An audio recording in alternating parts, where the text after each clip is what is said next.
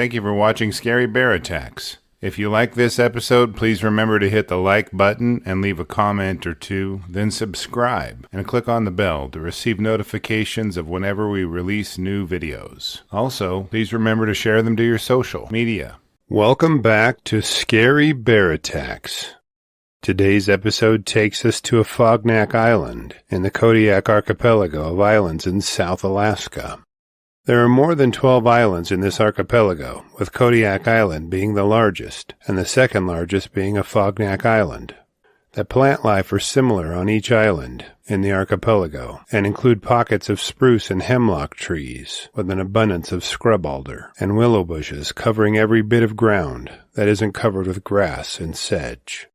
Common animals here include Roosevelt elk, mountain goats, and Sitka black-tailed deer. The list of predators here is a much shorter list than normal, consisting of brown bears as the sole large predator. Afognak is a low-lying island, with most of it being sloped, and the highest peaks rising only to 2,350 feet in elevation. The tangled brush and slower-running streams make it prime territory for brown bears. In fact, there are as many brown bears per square mile as there are people over the state of Alaska, a ratio of 1.1 per square mile. Imagine hiking, hunting, or fishing in an area where every mile you walk, statistically, has one massive and potentially angry brown bear. Somehow this concentration of bears doesn't keep hunters away. Many of them sneak through the trees or set up on the edge of grassy meadows, hoping to catch a blacktail moving through. Some of them even use calls to try to lure deer into the open, but sounding like the prey of the world's largest land predator assumes an awful amount of risk. During hunting season from August through December, residents and hunters of the island often encounter the brazen Bruins as they forage for pre-hibernation calories, and not all of these encounters end in bluff charges. 40-year-old Scott Oberlinter was an avid hunter and had been hunting the islands of the archipelago for the past 6 years in pursuit of blacktails. A friend who was employed at the Kitoi Bay Fish Hatchery had helped him coordinate his hunts, but Scott figured this might be his last trip to the island, since his friend was moving on to a new job soon. Scott was from Anchorage and was very familiar with dealing with the massive bears here. Just about every time he'd hunted here, he'd been charged by a bluffing brownie with a bad attitude. Each time it ended up with relief as the bear pulled up and disappeared into the brush after momentarily terrifying Scott and anyone he was with. A few years prior to this fall, an ill-tempered boar had charged Scott and his partner twice. Both times it stopped its charge only a few yards from them, popping its jaws and woofing at their violation of his territory. It stood to its hind legs as a demonstration of its size and power before slowly walking away. On Wednesday, October 27, 2010, Scott was hunting with a fellow hunter whom we'll refer to as Tim. The men had stalked the hillside and managed to harvest one of the blacktails and were walking toward it to start gutting it. Scott was approaching the spot they'd seen the deer fall when Tim yelled, "Bear!" These two hunters had run into bears plenty of times while hunting deer before, and they had a practice protocol they would use to deal with the tense standoffs. They knew better than to push toward the deer carcass, and generally tried retreating up the nearest hill that would lead them further from the bear. Remaining calm and thinking clearly was pivotal to staying safe, and neither of the men allowed the standoff to rile them. Generally, the brown bears would prefer the deer carcass over chasing down a person, generally. Now, Scott carried a .375 Holland & Holland hunting rifle, which is considered a medium-bore rifle. They are frequently used to dispatch bears and elk, but it is a preferred rifle for African elephants, lions, and water buffalo, as well as tigers. With a 300-grain bullet traveling at 2,530 feet per second, it can impart 4,263 foot-pounds of energy, which in non-gun nerd speak is a lot. Smaller custom rounds can be used to hunt deer, but generally the power of the rifle is a bit much for an animal their size. But deer weren't the only animals the men would run into on this trip. As soon as Tim's words hit Scott's eardrums, his vision filled with the form of a massive brown bear streaking toward him from only 5 paces. Scott's reaction was more instinctive than deliberate as he shouldered his rifle and fired without using his scope.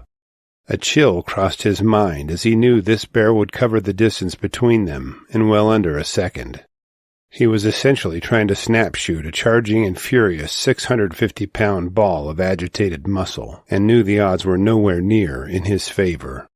Just as Scott fired, Tim also fired his rifle. Both shots were as useless as throwing a marble at a freight train, unless they shattered the bear's shoulder or leg bones, and Scott had no such luck. With no time for a second shot, the only thing Scott could do was do his best impression of a bullfighter's spin, to try to dodge the impact of the charging bear.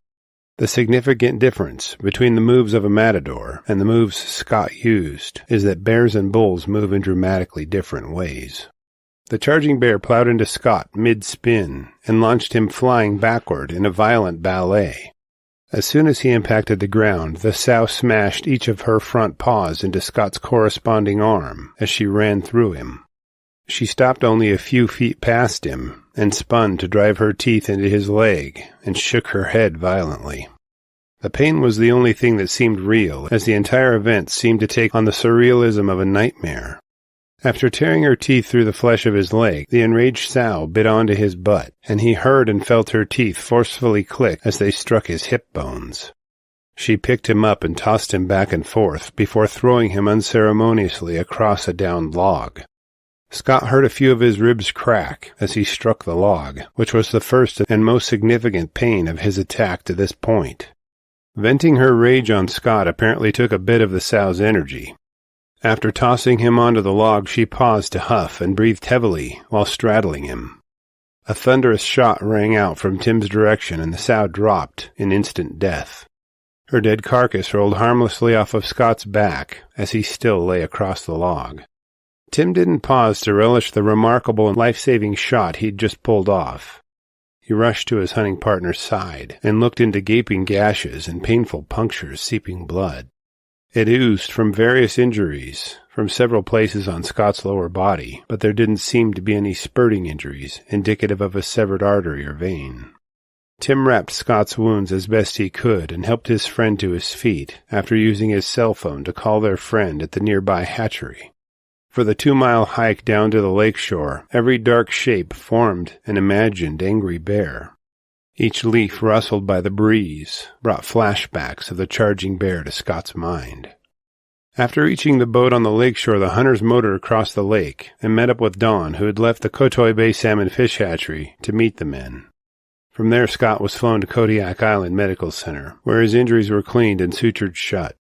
He was grateful when one of the Alaska Fish and Game biologists hosted him in his home for the night before the injured hunter was shuttled back to Anchorage to heal at his own home. The following day, Alaska Fish and Game investigators converged on the site of Scott's attack and located the bear's carcass. In Alaska, the state claims any animal carcass killed in self-defense, likely to discourage people from killing bears and claiming it. The sow was noted as being on the smaller side for bears on the island, which biologists point out would put her somewhere between 600 and 700 pounds in the fall. As they removed the sow's hide, they noted that each of the men's first shots were fatal, striking her lungs and organs near them. They noted that neither of the first rounds fired struck any of the large bones of her shoulder, legs, or spine, which allowed the enraged sow to attack Scott, even while mortally wounded. Tim's last shot was the coup de grace, which snuffed out her life and sent her carcass from atop of Scott. As he healed, Scott pondered whether he would be able to venture back into the woods. He'd used one of the most powerful hunting rifles to defend himself from the bear, but she walked through the bullets like nothing. Sneaking around the woods and running into another bear doesn't appeal as much to Scott after the attack. With the sow's death, authorities returned to the area to search for her 2 cubs. Their search yielded no information regarding the cubs' location or condition. They concede that without their mother, the cubs stand very little chance of survival and will likely be eaten by another bear before hibernation. After reviewing the details of Scott's attack, I'm left with a few questions for you. Does the information in this episode change your mind on how much firepower is needed to stop even a small brown bear? Do you think this sow was a dinner bell bear, using the rifle shot or the deer's blood trail to claim the deer carcass? What do you think happened to her cubs? Are you surprised that a brown bear can handle 2 high-powered rifle shots through vital organs and live long enough to kill or maim a human being? I think I'll be leaving the black-tailed deer on the archipelago to the bears. I'll be glad to read and reply to your thoughts, so please post them in the comments section below, and let's talk about it. Welcome back to Scary Bear Attacks. Today's episode takes us to the Run-a-Muck campground near Hyder, Alaska. Hyder's a small town of around 140 people near the Alaska-Canada border. Ketchikan is around 90 miles to the southwest as the crow flies. The elevation in town is only 29 feet above sea level, but mountains surrounding it reach over 8,600 feet at the peak of Mount Otter. The climate here is categorized as an oceanic climate with cool to warm summers and mild winters. Temperatures don't vary broadly here, despite the latitude. Forests here host white, Sitka, and black spruce, western hemlock, paper birch, and quaking aspen, which shelter black-tailed deer and moose, while mountain goats hide amongst the crags and cliffs. Predators here include black bears, gray wolves, and brown bears. A few miles out of Hyder is the Fish Creek Wildlife Viewing Area, which is an improved site designed to offer visitors a close-up view of brown bears as they feed on salmon. The photographers and tourists get up close and personal with the bears with mere feet separating them. Despite being in such close quarters with the bears, there have never been a single bear attack at the viewing site or at the Run-a-Muck campground located on the outskirts of town prior to this event. In recent days, a young and smaller 300-pound male brown bear had showed up at the viewing site and created quite a ruckus. Over the prior 10 days, he'd been seen rummaging through garbage bins and scrounging the area for anything he could eat. He was spotted visiting the dump and would surprise locals as they dropped off their refuse. The bear wasn't done with the town even after all of that. At one point, it raided a group of campers and chased them off. Now having sole and exclusive access to their gear and goodies, the bear dug through everything they left behind. Paul Larkin was the operator of the wildlife viewing site and noted the bear's behavior was odd. It seemed more aggressive and opportunistic than the others. Larkin assembled a team to trap the bear and laid out snares and culvert traps. On Thursday, July 13th, 2000, the bear visited the trap, but the mechanism failed and allowed it to escape. On Friday, July 14th, 2000, 41-year-old George Toulos was camping out in a tarp tent at Run-a-Muck campground for the summer. He was from Ketchikan and had taken a seasonal job at a local restaurant. Toulos sought out a secluded camping spot so that he could catch some extra shut-eye and away from all the rabble.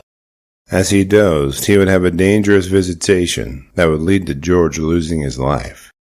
On Saturday, July 15th, passers-by noticed that George's camp was disturbed and couldn't find him. Stopping to investigate, they found a horrible scene. George's mangled corpse lay near his tarp tent, partially eaten. Authorities were notified, but workers at the local sawmill were way ahead of them. They somehow knew that the young brown bear that had been causing all of the problems was the most likely culprit in George's death. They went hunting for it and found it pawing through the trash at the town dump. Without hesitation, they put that bear down, even without the support of local wildlife officials. Having dispatched the bear, the sawmill workers notified the authorities of where they could find its carcass. A biologist performed a necropsy on the bear and pulled George's remains from its stomach. Also found in its digestive tract were grass and blueberries, indicating the bear wasn't exclusively depending on human trash for its food. After looking around George's campsite, there was no animal cached the bear could have been protecting. And given it was a male, it wasn't protecting cubs. Speaking of cubs, our Cub Tier membership on Patreon, linked below, will give you ad-free early access to our episodes. And the $3 per month goes a long way in helping me continue to produce educational and entertaining content like this. Following George's death, Larkin stated that the community would likely grant the brown bears more respect, despite their seemingly low-key behavior. Prior to this attack, a wildlife officer stated he could only recall 3 other bear attacks in which the victim was consumed in the last 20 years. In 2019, the terrible trend took a startling turn, with 2 people dying in bear attacks in a single year. Each of those attacks are episodes featured on this channel and have been linked to in the video article below this video. Bruce Bartlett worked as a spokesman for the Alaska State Wildlife Division. He maintains that bears perceive humans as more of a threat than as prey. Most people would agree with him, but when they do view humans as prey, the outcome is more terrifying than any Hollywood screenwriter could conceive. After reviewing the facts surrounding this episode, I'm left with a few questions for you. Were the wildlife officers complicit in George's death? Should they have acted more assertively in capturing the bear prior to his death? Why do you think this bear was so much more active than the other brown bears in the area? Would you risk your life sleeping under a tarp tent located a few hundred yards from a bear observation point? I think I'll stick with the RV. I'll gladly read and reply to your thoughts, so please post them in the comments section below, and let's talk about it. Thank you for watching Scary Bear Attacks. If you like this episode, please remember to hit the like button and leave a comment or two, then subscribe and click on the bell to receive notifications of whenever we release new videos. Also, please remember to share them to your social media. Welcome back to Scary Bear Attacks. Today's episode takes us to Tazlina Lake along the Matanuska River in the Matanuska Valley, just about 100 miles northeast of Anchorage, along the Alaska State Highway 1. The terrain is breathtakingly beautiful as glaciers grace the valleys of the northern slopes of the Chugach National Forest. The local topography includes some medium-sized mountains with forests, bushes, and other plant life covering them clear to the peaks. The pines, firs, and birch trees stand over the tall blueberry, alder, and willow bushes that dominate the forest floor. There are lakes and ponds, streams and creeks, as well as muskeg dotting the landscape, creating a diverse area for Mother Nature to fill biological niches amongst. Common fauna include moose, brown and black bear, sheep and goats, and numerous fur bearers like beavers. Hunting is a huge industry in the state known as the last frontier, and you don't have to go very far out of civilization to find success. This part of the world has winter seasons with very little light followed by summers with very little dark, allowing plant life to grow seemingly before your very eyes. Many records for overly large vegetables have been set in the fertile Matanuska Valley, and add this potential for abundant food from plant sources and seasonal salmon runs, and you get the perfect recipe for very large bears. In the fall of 1972, a taxidermist from New York by the name of Nelson Steimaker hired a guide by the name of Ray Capocella to lead him on a moose and goat hunt. The hunt was successful, and one day, when they flew over the moose kill, the hunters noticed a large brown bear claiming the gut pile. A brown bear will claim a carcass by defecating and urinating on or near the carcass, as well as covering it with soil, sticks, and other debris, and laying on or near it to guard it. The bear was a very large male bear, and the taxidermist knew it would make an incredible mount. The men assembled a plan and set it in motion. They hiked to within about 75 yards of where they knew the gut pile and the bear would be, and set up a spot to observe the bear. The bush was so thick from the summer's growth that only the bear's back and head could be seen easily as it dozed, waiting for its food coma to end. Every once in a while, the men would see the bear swap ends or roll over, but it never did reveal its shoulders well enough to get a good shot. Generally, a shot through the bones of the shoulder on a large brown bear, or probably even a small one, is ideal because it prevents them from getting away and also prevents them from getting you. The men watched for hours, waiting for the bear to stand up or change positions, but it was apparently very sleepy. Toward the second half of the day, the clouds began rolling in and threatened to worsen. The guide decided this was the point where he would try to make something happen. Ray told Nelson that he would go upwind of the bear to try to get the bruin to smell his scent, and maybe that would draw him to his feet, offering a good shot. A headshot was out of the question, as it would ruin any chance at the record books if the bear would qualify. So Ray sneaked his way upwind and began making noise. Ray began barking and screaming and doing the best he could to rouse the drowsy bear, but the animal didn't budge. Ray returned to his client and commented that the bear was either deaf or had sneaked out. Ray again decided to use the wind to bring his scent to the bear to get it to stand after warning the taxidermist not to shoot him instead. Stealthily sneaked to about 100 yards of the bear to Nelson's right. Ray starts to holler and bark and yell again, but still no response. The guide then decides to creep closer to the stand of alders concealing the bear. Suddenly, Ray starts yelling, "Take him! Take him!" in an urgent plea for Nelson to shoot the bear. Nelson scans the surroundings and cannot find the bear through his scope. He then begins looking over his scope in an attempt to see the bear, and all he can see is Ray backpedaling quickly, beginning to raise his own rifle. Ray fired his rifle, and that is when the bear became visible to Nelson from the knoll above. At first, Ray and Nelson thought that Ray was about 100 yards from the bear, but the bear was now only about 30 yards from Ray. While they watched the bear slumber, somehow it had changed locations, and neither man had seen it.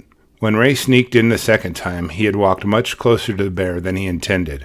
Nelson fired a quick shot at the bear just after Ray's first shot, and neither had a significant effect on the bear. Both men quickly worked the bolt actions on their rifles, but the bear closed in on Ray too quickly, swiping at him and missing. Ray's situation turned desperate as he turned his rifle into a club and brought it down brutally over the bear's head. Through the rifle shots fired by both men and the splintering of Ray's gun stock over the bear's head, it continued to charge the guide, unfazed.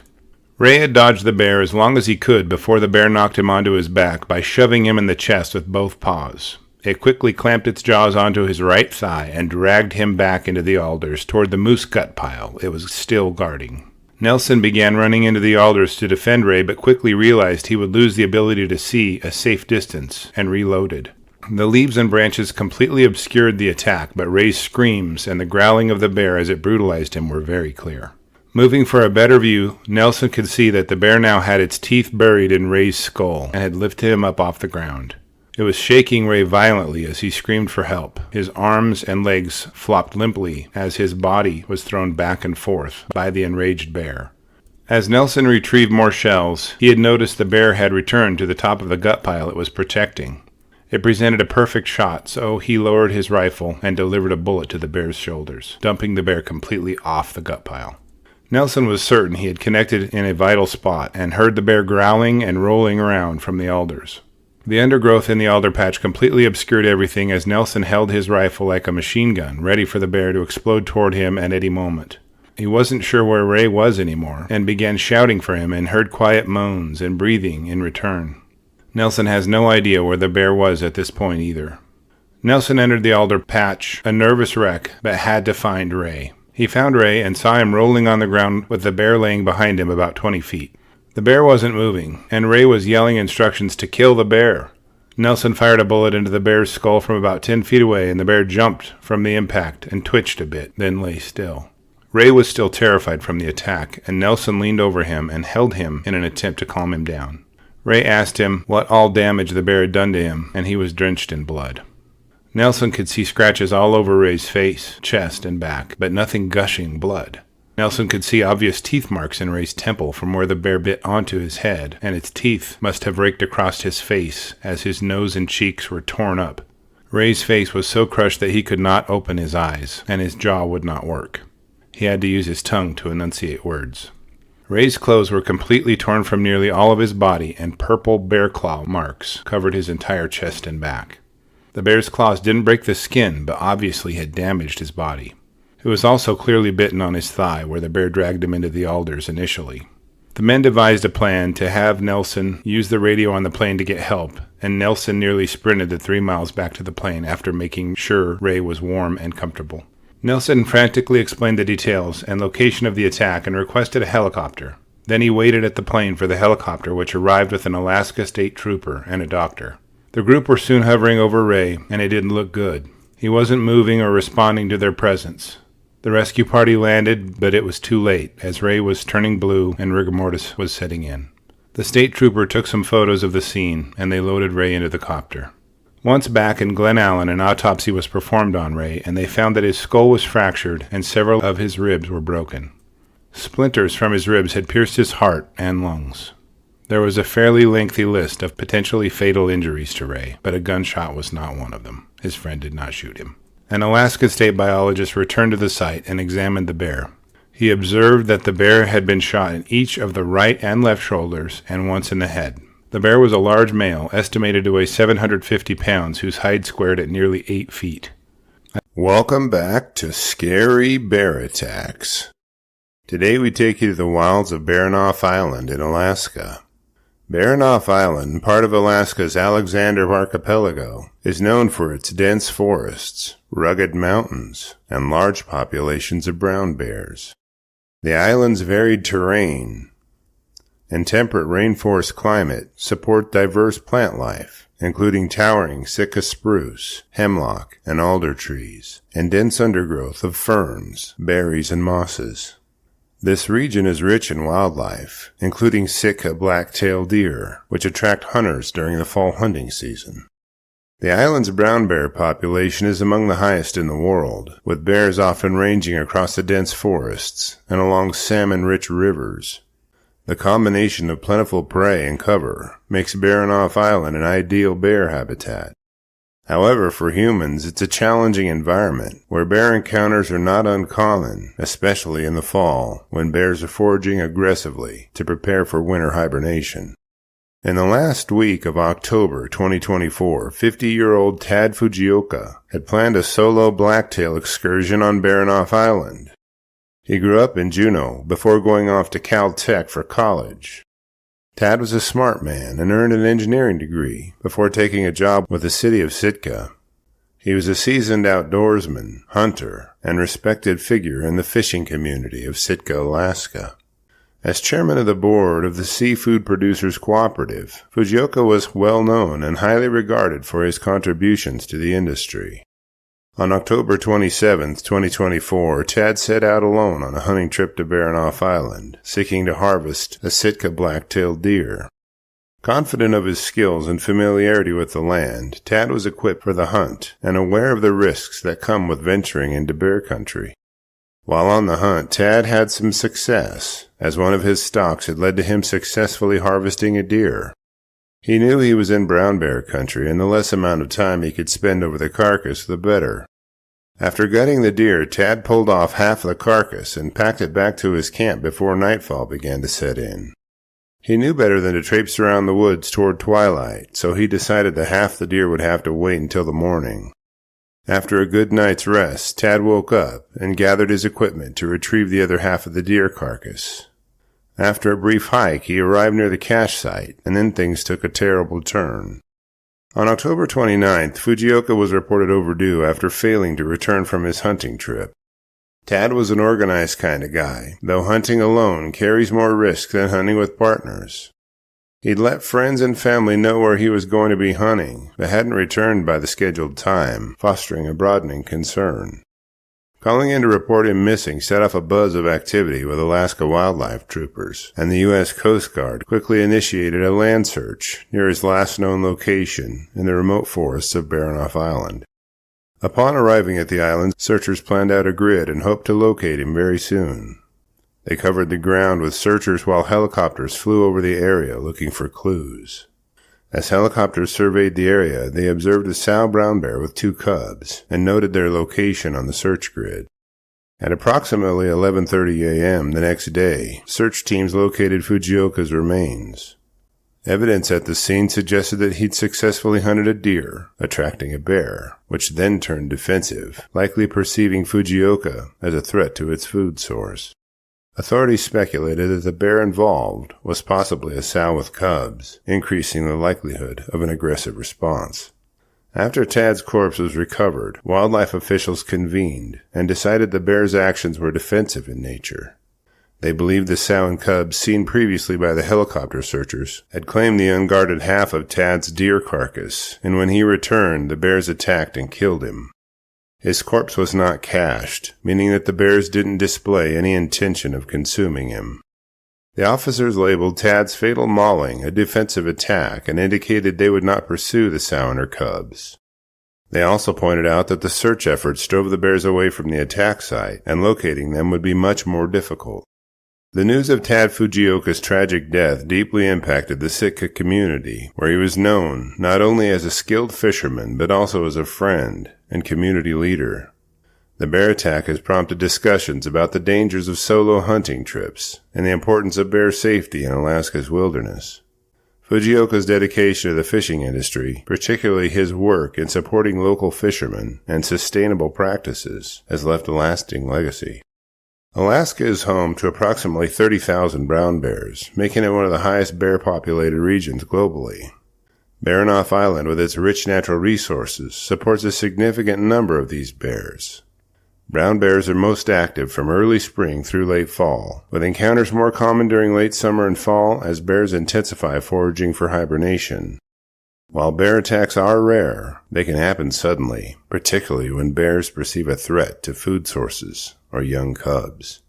Speaking of cubs, our Cub Tier membership on Patreon, linked below, will give you ad-free early access to our episodes, and the $3 per month goes a long way in helping me continue to produce educational and entertaining content like this. The tragic story of Tad Fujioka's encounter with a bear on Baronoff Island underscores the very real dangers of Alaska's wilderness. His death serves as a solemn reminder of the balance between human activity and wildlife in remote, bear-populated regions. After reviewing the facts surrounding this episode, I'm left with a few questions for you. Should solo hunting in high-risk bear habitats come with additional safety requirements? What more can be done to improve bear safety training for hunters and outdoor enthusiasts in bear-populated areas? Could alternative methods of food storage or hunting practices help reduce the risk of bear encounters in places like Baronoff Island? I will gladly read and reply to your thoughts, so post them in the comments section below, and let's talk about it. Welcome back to Scary Bear Attacks. Today's episode takes us to the Kenai Peninsula in southern Alaska. This huge jut of land pokes into the Gulf of Alaska and extends toward Kodiak Island.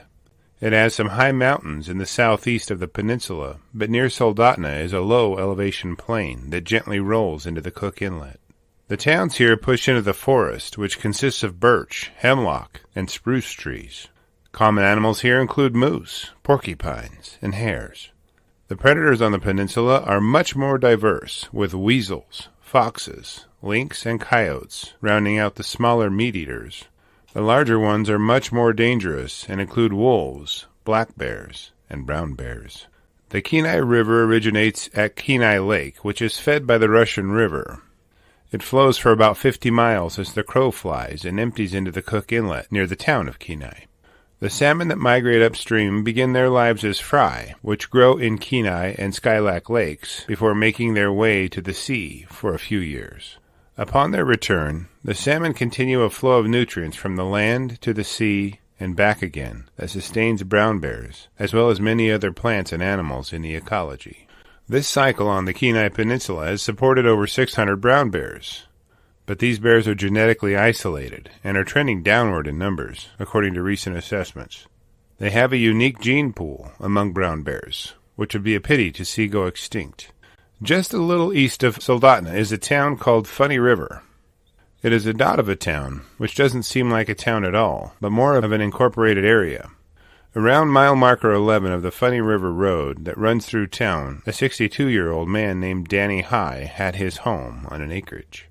One of his favorite things to do was to take the dogs for a walk and enjoy the fresh air and beautiful scenery the Kenai River offers.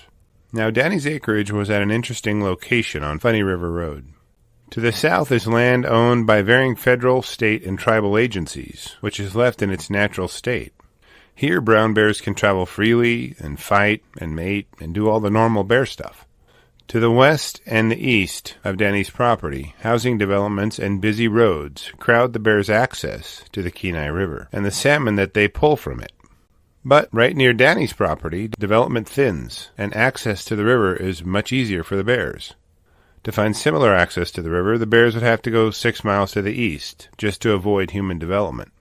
This bottleneck in travel corridors creates a funnel for hungry bears and leads them on a path right to Danny's and his neighbors' doorsteps.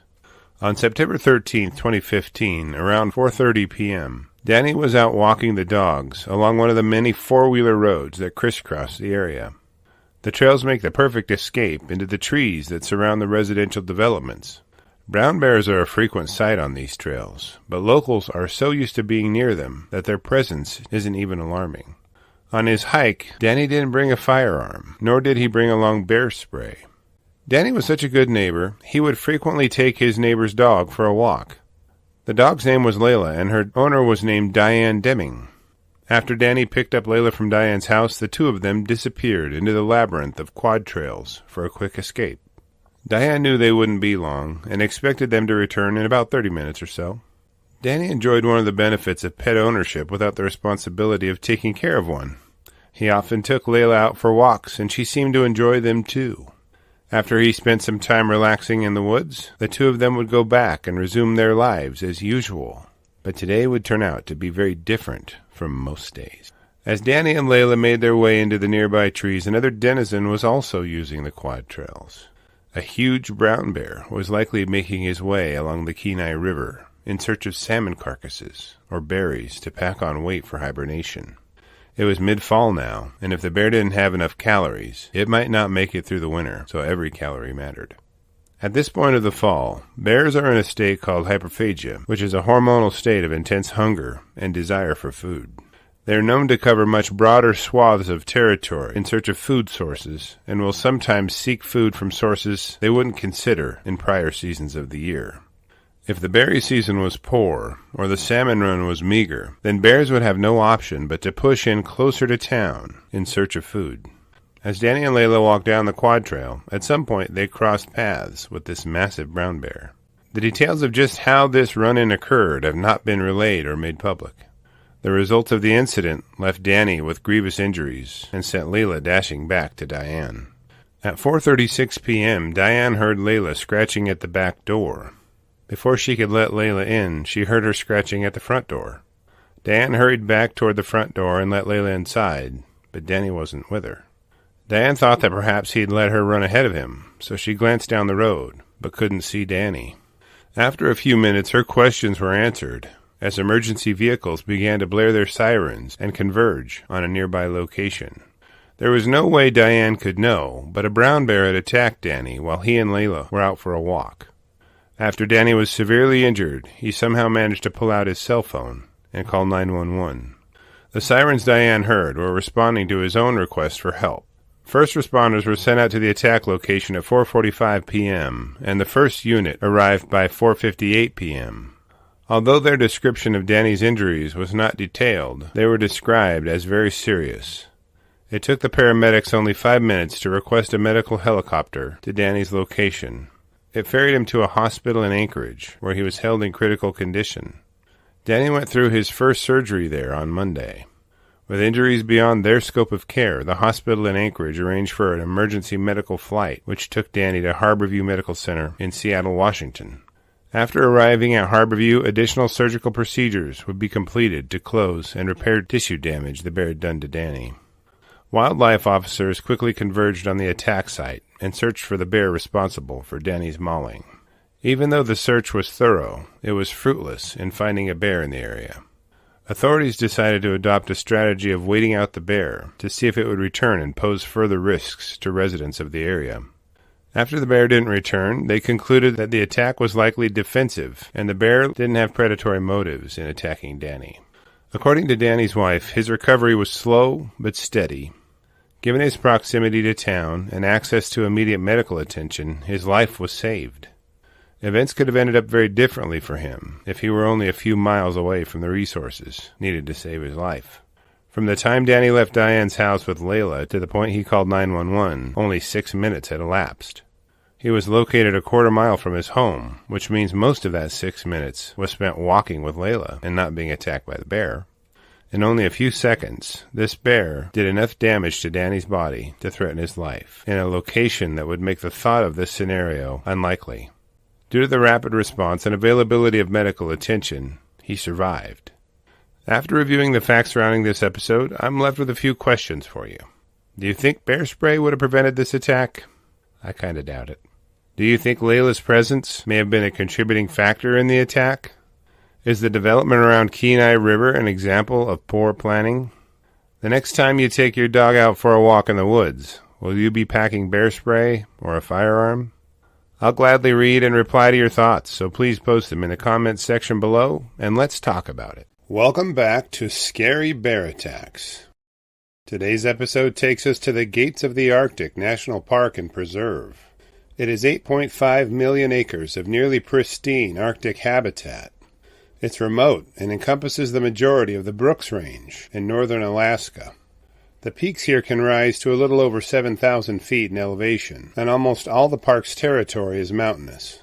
Most of the 10 inches of precipitation that falls here yearly is bound in snow, which melts each spring. This flood of water signals the salmon to migrate upstream to spawn their next generation. Brown bears are then drawn to the willow and alder bushes that grow alongside the waterways to fish for those salmon. Animals you might see include black bears, muskoxen, moose, Dall sheep, wolves, wolverines, coyotes, and lynxes. River otters and beavers swim the creeks, and eagles, hawks, and owls patrol the tundra for pikas, ground squirrels, and lemmings. In the Brooks Range Valley, over 500,000 caribou migrate in pursuit of the most nutritious grazing grounds. Reportedly, only 132 brown bears call the park home, which is a density of 1 bear for every 100 square miles. That means your odds are not great to see one, but in the event you do, the disposition of the bear may be your greatest concern. Robert Bell was born in Ithaca, New York, and received his law degree from the University of Pennsylvania. He was part of a team of lawyers at Kay, Scholar, Fearman, Hayes, and Handler that had recently won the largest award granted by a federal jury to that point, of $100 million. He was a brilliant man, but was known for being a caring and genuine person, and described as not your typical lawyer type of person. In the months leading up to August 1996, 42-year-old Bell had been planning a backcountry boating and hiking trip with 2 of his friends in the gates of the Arctic National Park. They'd charted their route to travel the river system that followed the Noatak River, which flows north and west into the Chukchi Sea. Bell and his friends would float for part of the day, then beach their boat at planned waypoints. This pause in their float would allow them to hike up trails and take in scenery that most people will never get to set their eyes on. They were aiming to start their big adventure on August 19, 1996. Bell's group had brought backpacks and the typical camping gear to prepare food and set up tents, as most people would do. They'd even had the forethought to attach bear bells to their backpacks to let the bears know they were around. Additionally, they planned to talk and make noise as they hiked, just to make sure the bears got the message. They didn't take any firearms, though. Whether it was a matter of the added weight they would have to carry, or simply the lack of expectation of needing one, either way, they chose not to bring them along. The adventure began with energy and excitement, and by Tuesday, August 26th, they had arrived near the confluence of the Noatak and Kodiak rivers.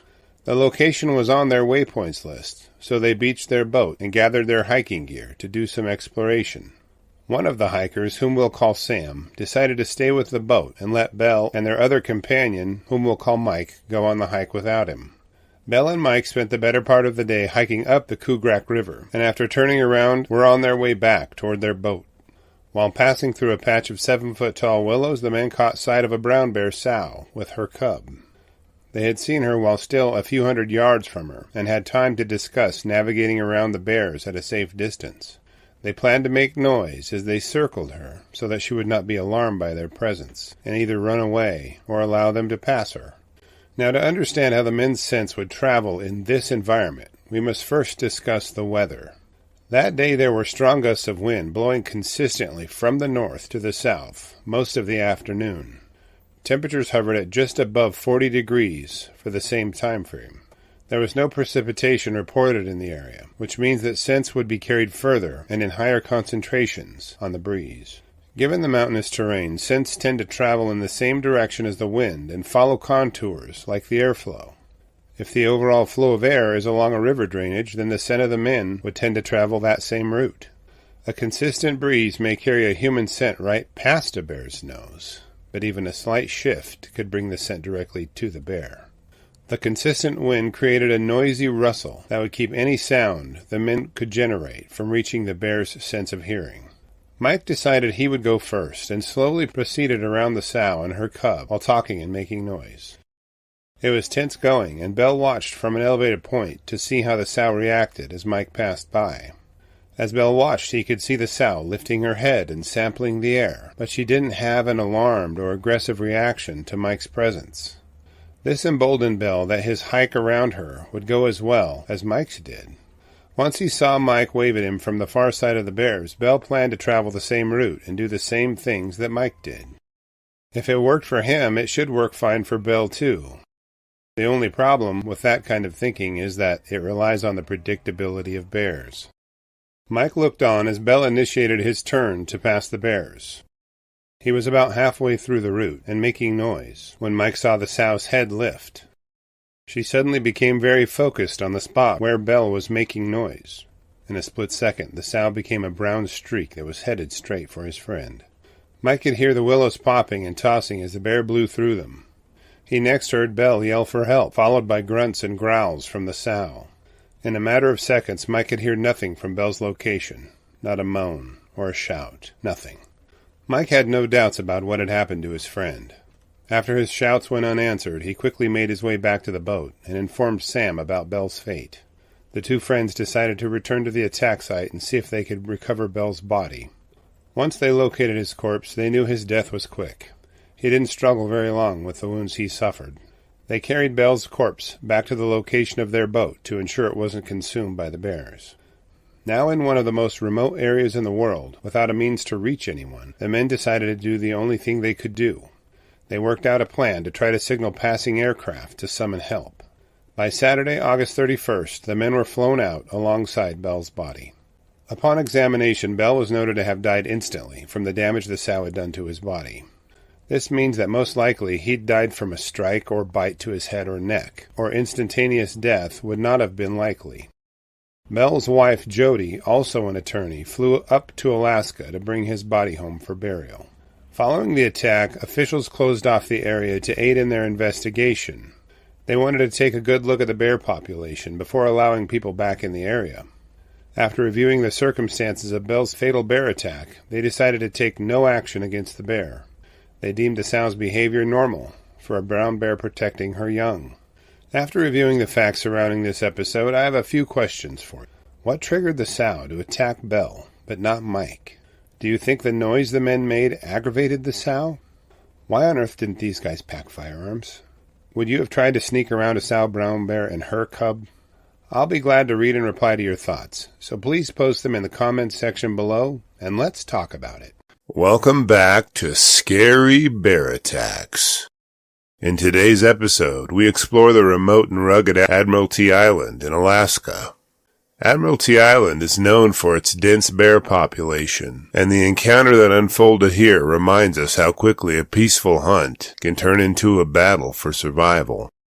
Admiralty Island is part of the Tongass National Forest, the largest temperate rainforest in the world. This island, known to the Tlingit people as Kutsnawu, meaning Fortress of the Bears, is home to one of the densest populations of brown bears in North America. The island spans nearly 1,700 square miles, and there's approximately one bear for every single square mile. Its remote location, just 15 miles southwest of Juneau, makes it a prime spot for hunters seeking deer, but it's also a hotbed for bear activity. The terrain is characterized by steep slopes, dense forests of Sitka spruce and western hemlock, and muskeg, a swampy forested area full of thick brush. These conditions create a perfect habitat for both bears and black-tailed deer, which are a common target for hunters. Admiralty Island's climate is wet and cool, with an average rainfall of over 100 inches per year, contributing to the lush vegetation that surrounds the island's wildlife. Aside from brown bears and black-tailed deer, the island also hosts numerous berry species, which include salmonberries, blueberries, and huckleberries. Each berry species has its own fruit-bearing season, which overlaps with each other and provides bears an alternate food source to the deer and hopefully the people.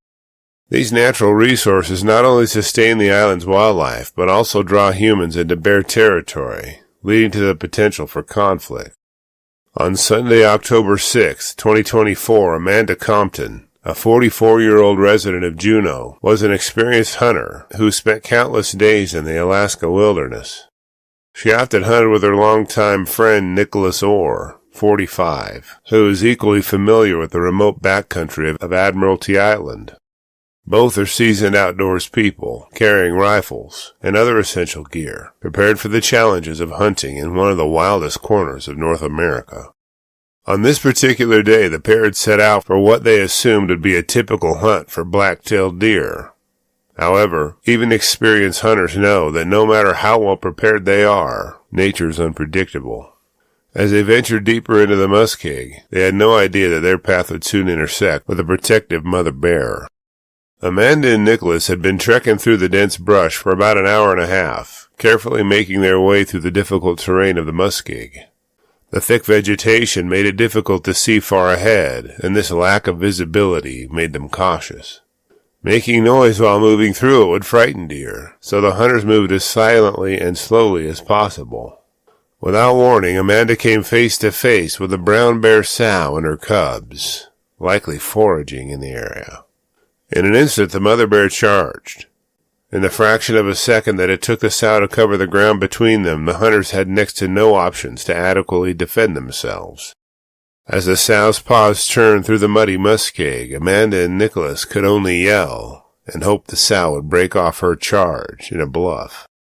Amanda had no time to react beyond instinctively dropping to the ground and curling into a ball, covering her head with her arms, a position taught in bear safety training. The bear's powerful jaws clamped down on Amanda's head, the immense pressure causing a 6-inch laceration on her scalp. As the bear continued its attack, it clawed at her back, leaving deep, painful gashes. Nicholas, who'd been walking just a few feet behind her, lost his footing in the chaos. He quickly regained his balance and fired a shot at the bear, hitting her and causing the animal to retreat. The situation was far from over, however.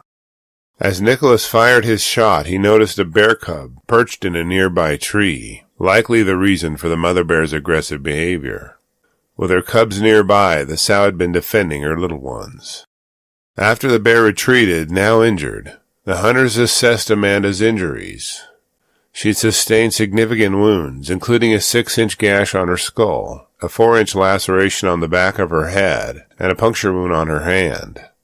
Pictures of her wounds would not pass YouTube guidelines, so they've been uploaded for your review to my Patreon account, linked in the video article below this video. Despite the severity of her injuries, the two hunters decided to make their way back to the boat. The return hike took over an hour, and Amanda's condition was critical, though she managed to hold on. Amanda and Nicholas reached their boat and returned to Juneau, where Amanda was taken to the hospital for immediate treatment. Doctors removed a 2-millimeter shard of a bear tooth embedded in her skull, a stark reminder of the very close call she'd just survived. Despite her injuries, Amanda is expected to make a full recovery. The pair's quick thinking and preparedness likely saved her life. As for the bear, after the attack, the area was scouted by wildlife officials. The sow, though injured, had moved far enough away to avoid being found. Her cubs were also not located, but the incident serves as a reminder of the delicate balance between humans and wildlife in Alaska's wilderness. Speaking of cubs, our Cub Tier membership on Patreon, linked below, will give you ad-free early access to our episodes, and the $3 per month goes a long way in helping me continue to produce educational and entertaining content like this.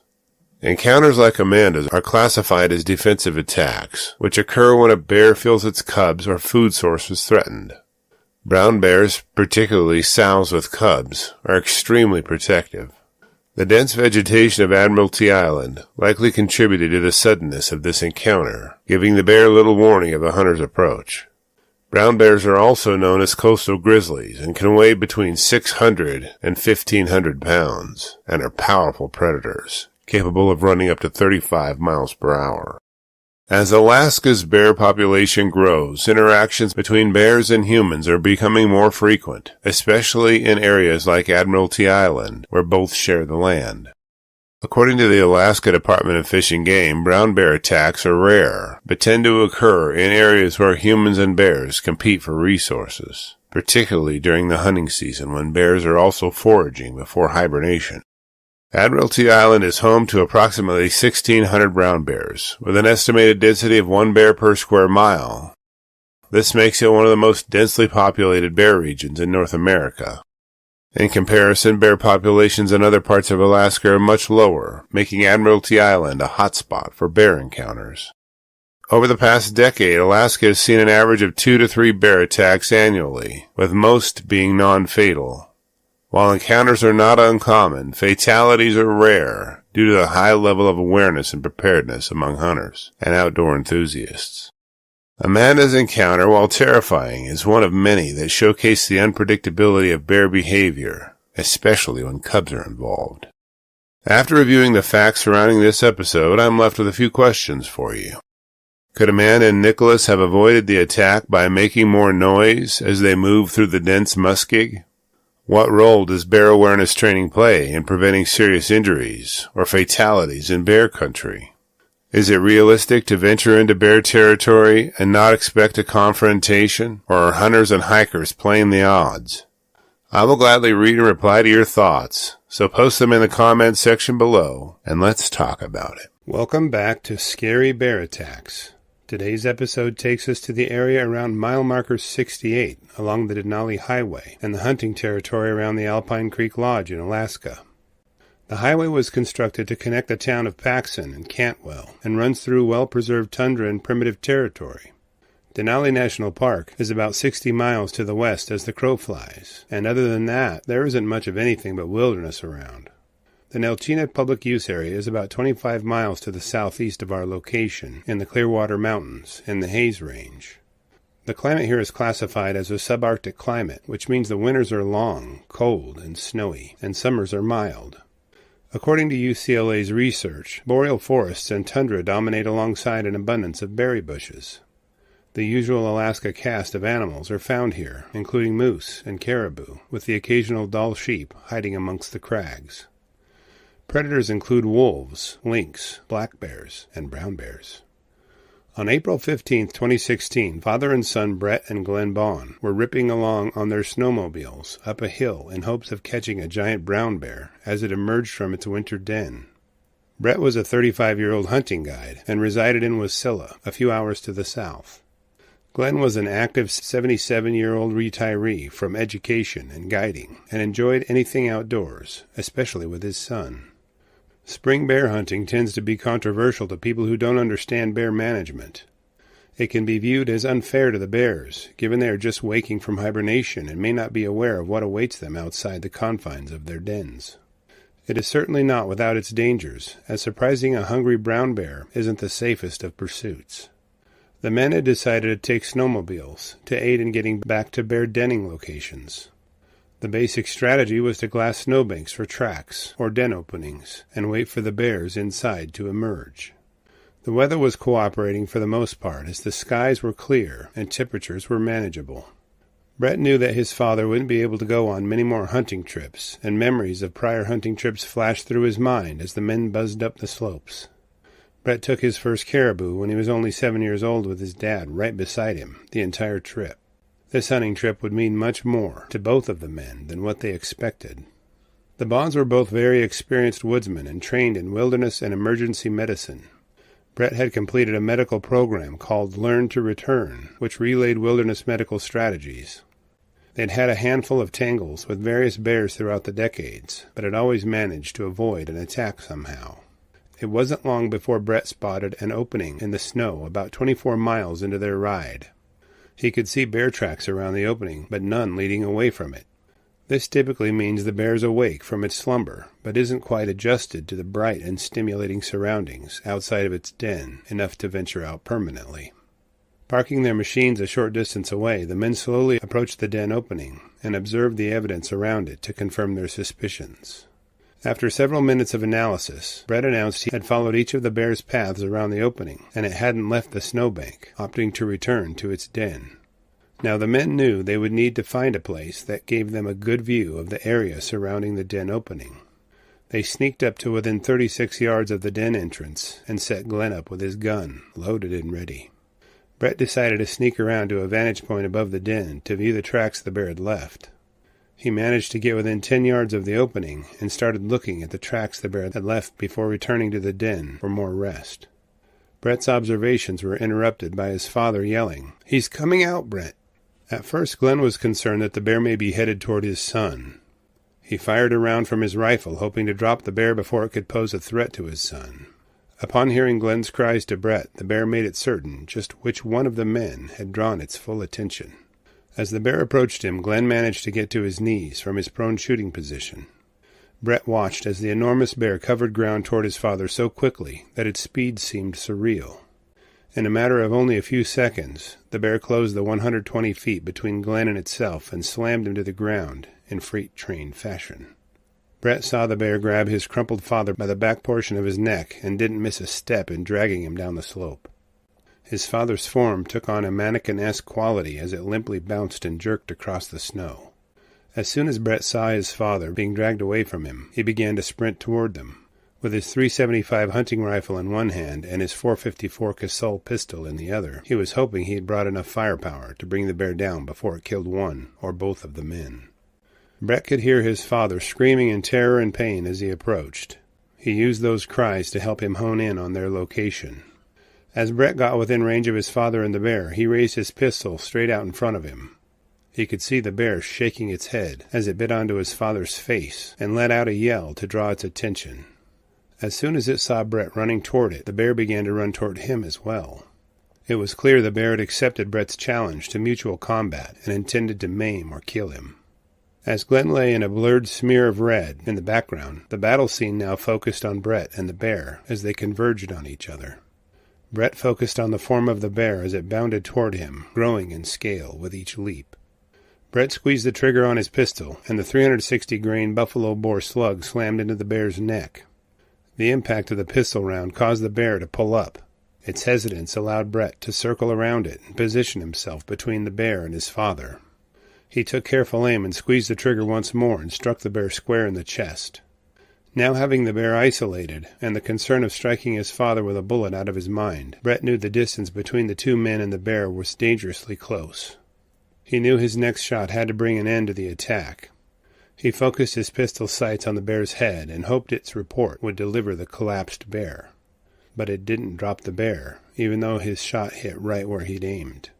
Instead of crumpling, the massive bear stood to its hind legs and towered over Brett. Taking careful aim again, Brett squeezed the pistol's trigger and struck the bear in the neck once more, causing it to tumble backward and down the slope. As it rolled, Brett continued to fire until his pistol was empty. Brett watched the bear tumble down the mountainside. It didn't show any signs of life once it stopped rolling a few hundred yards away. Then his mind turned back to his father. Glenn lay lifeless and still, surrounded by a growing pool of blood. Brett knew his father's condition was life-threatening, if his wounds hadn't already claimed his life. He approached his dad and hoped to hear an utterance of some kind come from his lips as his dying words. After a few minutes, Glenn sat up and began talking to his son in a relatively normal fashion. His face was horrific and mutilated by the jaws of the bear in only a few seconds, but he seemed to have all of his faculties about him. The pictures of the dead bear with its bullet wounds, as well as Glenn's tattered face, would not pass muster with YouTube guidelines, so I have posted them on my Patreon account below. I must warn you before you view them that they are the worst pictures of any bear attack victim I've ever seen, and if you're the kind of person that is bothered by images like this, do not look at them. They're very difficult to get out of your mind. Brett wanted to assess his father's injuries, as he was trained to do in his wilderness first aid classes. Aside from the bloody and distorted mess from which he could hear his father's words coming from, Glenn didn't seem to have any other major injuries. Brett was very worried, though, at the amount of blood his father had lost. He used a handkerchief to push his father's face back together as best he could and fastened it around Glenn's head to hold it all tight. As soon as he had tied the knot on the handkerchief, he could hear his father choking on his own blood and flesh as it was forced toward his windpipe. Brett realized he would have to leave his father's wounds open as they retreated down the mountain in search of medical attention. That is when Glenn started directing his son to aid in his own rescue. Part of his directions were instructing Brett to take photos of his injuries, as well as the dead bear. Brett brought the snowmobile around and helped his father onto the rear portion of the seat. Brett fought the urge to haphazardly race across the snow, knowing that each jostle and bump inflicted pain and discomfort to his dad. They made the 24-mile return trip and reached the Denali Highway in about 90 minutes. They had arrived at the Alpine Creek Lodge from which they were hunting, and called Alaska State Troopers to rally medical help from there. A medical helicopter piloted by Brett Westcott from Life Med Alaska Helicopter Service picked Glenn up at the lodge and flew him to the hospital. During the flight to the hospital, Glenn was recorded instructing flight crew members to keep a cool head and not panic. His voice was notably clear in the recordings I listened to. He noted that his appearance must be pretty bad, judging by the reaction of the crew. As the helicopter flew toward Anchorage, Glenn objected and ordered them to the hospital at Matanuska. They agreed and redirected their flight path accordingly. Incredibly, Glenn's face was repaired in a single surgery, and he was released from the hospital only 9 days after his admittance. He reportedly received no blood transfusions to replace the tremendous amount of blood he'd lost as a result of the bear attack. In an additional indicator of Glenn's toughness, he reportedly received no anesthetic or pain medications during the operation to reconstruct his face. He later had his hearing and vision repaired by surgeons in Idaho. The surgeons there indicated that Glenn refused pain pills and never returned for the follow-up visits after his operations. Incredibly, Glenn made a rapid recovery from the attack, though he lost an eye due to a significant portion of that side of his face being crushed by the bear's jaws. His injured wrist was also casted until it healed. In an investigation of the attack afterward, authorities measured Brett's strides as he attempted to catch up to his father as the bear dragged him off. They indicated that his strides were the same length as Olympic sprinters, indicating his effort was above and beyond what he could have otherwise performed. They also measured the distance between the bear's claw marks in the snow and Brett's boot tracks when he fired the fatal shots toppling the bear. Those shots were fired at a distance of only 5.5 feet in separation between Brett and the bear. Brett relayed a lot of information about what led him to fit himself out with the pistol he chose. After comparing reports and thoughts on the topic, it's clear that pistols of at least .40 caliber demonstrated the highest degree of effectiveness in killing an attacking bear. The most important factor in the stopping power of the pistol pertains to the bullets it sends down range. Loading it with hardened rounds is key, and there is research indicating that a semi-automatic pistol allows a person to send lead a full second faster in reaction time than a revolver, and holds more bullets in its magazine than most revolvers do in their cylinders. Additional research listed a firearm as 97% effective in stopping a bear attack, and bear spray being 90 to 93% effective on brown bears. As a side note, bear spray is reportedly 100% successful in stopping a polar bear attack. One noted difference is that bears who are sprayed have a high rate of returning in a follow-up attack after being sprayed initially.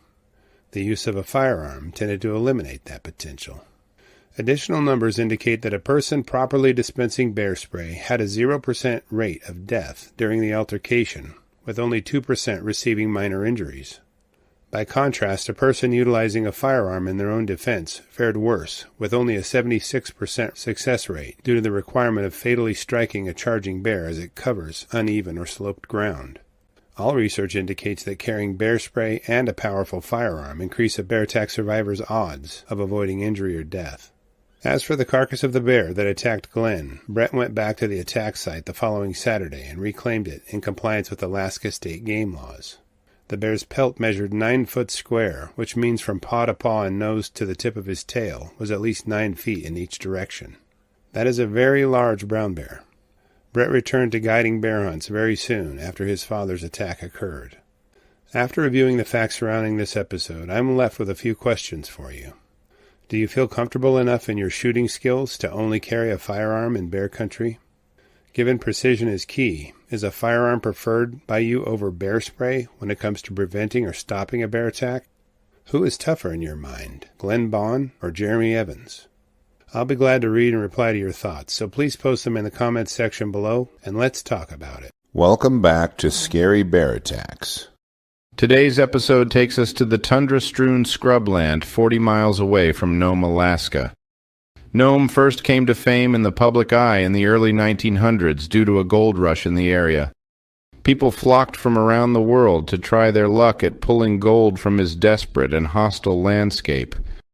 The city of Nome claims to have the largest gold pan in the world on display, and its legacy as a gold rush town still dwells in the inhabitants here.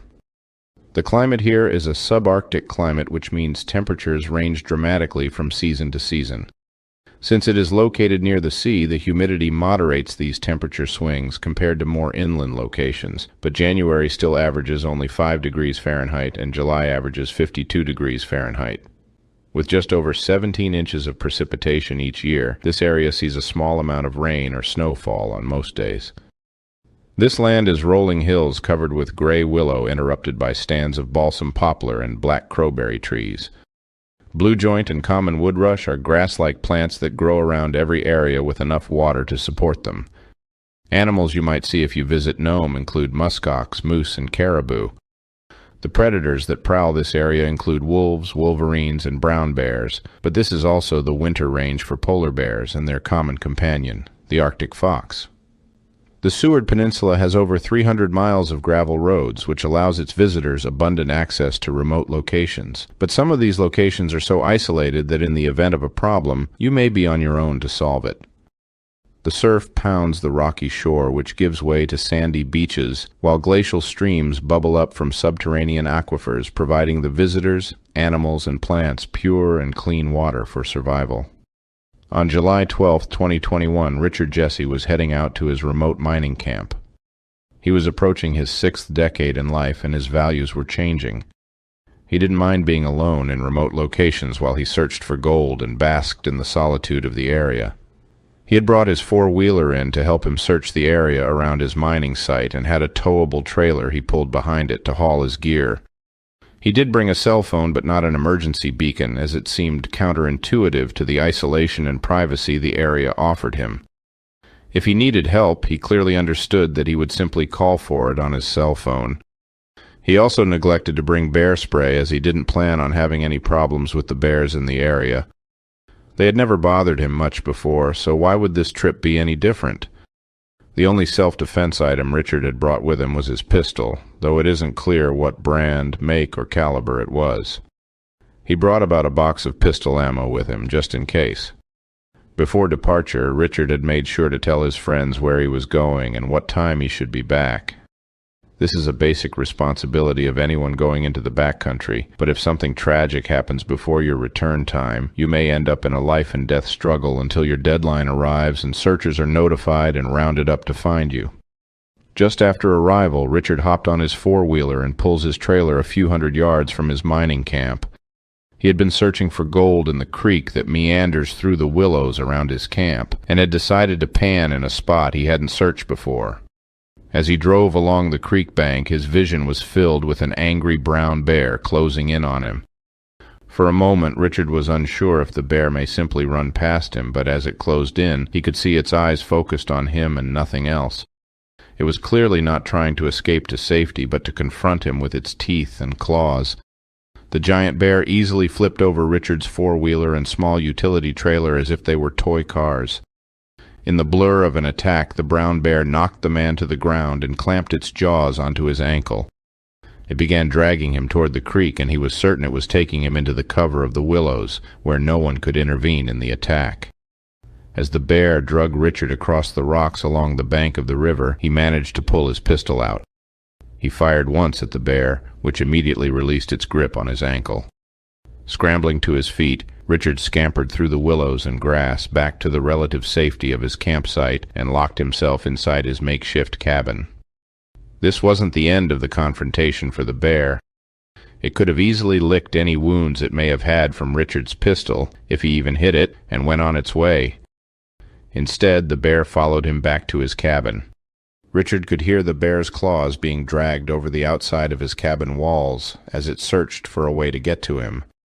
It seemed to examine the entire perimeter of his cabin as it scratched and clawed at the wood siding which held the building together. As it rounded his small cabin, it peered into the windows, perhaps in part out of curiosity, but persistently trying to get at its victim. He searched his pocket for his cell phone to call for help, but was mortified when he realized that it must have fallen from his pocket when the bear attacked him at the creek. The heaviness of having no way to reach out for help paralyzed him. After several tense minutes, the bear disappeared. Richard knew he only had a few rounds of ammunition with him, and was terrified at the thought of the fearless bear returning to see if it could finish him off. He trembled in the darkness of the one-room shack and watchfully searched through the window, worrying about the bear's return. As night fell, Richard readied himself for whatever the dark would bring. He knew that bears are most active around the beginning and end of the day, so if it was planning on returning to him, it would most likely be during the dark of night. Richard's suspicions proved accurate. In the middle of the night he could hear the bear breathing as it circled his cabin. He again heard its claws raking the exterior walls and listened as it continued to search for access to him. It had apparently been able to smell the blood near his ankle from its attack earlier in the day. The night slowly passed as Richard stood guard without sleep, waiting to see what the bear's next move might be. By daybreak, Richard was exhausted, from the adrenaline of the prior day's attack and the sleepless night of listening to the bear looking for entry into his cabin. He was surely hoping that the bear had lost interest and wouldn't be returning, but when survival conditions you to pursue food at all costs, this isn't likely. Richard whiled the day away, spending his time examining the wound on his lower leg and the massive bruising on his chest. Apparently, during the attack, the bear had struck him in the chest, which was most likely the blow that had knocked him to his back, just before the bear had bit onto his ankle and began dragging him toward the creek. It happened so fast that he still couldn't put the timeline together in his mind, and he knew he couldn't allow himself to be killed and eaten by the bear if it returned in the night. As the shadows again stretched long, a sense of foreboding undoubtedly crept into Richard's mind. He had watched as the bear persistently tried to get into his cabin the first day, and then return under the veil of darkness to do the same. Tonight might be the time it figured out how to crash through the small window or through the door to get at him. He was too terrified to risk the short trip to the outhouse to relieve himself, because he had no idea if the bear was still in the area. For all he knew, it was hiding in the willows nearby, waiting for him to re-emerge, ready to pounce on him and kill him. In a prolonged and dangerous situation, your mind can tend to run through horrific scenarios. Each bump in the night or the wind rustling through the bushes can conjure frightening monsters that predict your actions or somehow resist your defensive efforts.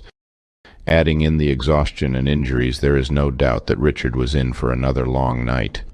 As he hid in his cabin and the night passed slowly, Richard could hear the bear clawing at the siding on his cabin once more. He listened as the bear worked its way around the perimeter once again, but this time it did something it hadn't done previously. Richard could hear the bear approach the door of his cabin and sample the air seeping from its hinges. He could hear the bear raking its claws over the door jamb, searching for a place to pry it away from the cabin. It wasn't but a few seconds before the door gave way and fell from its hinges.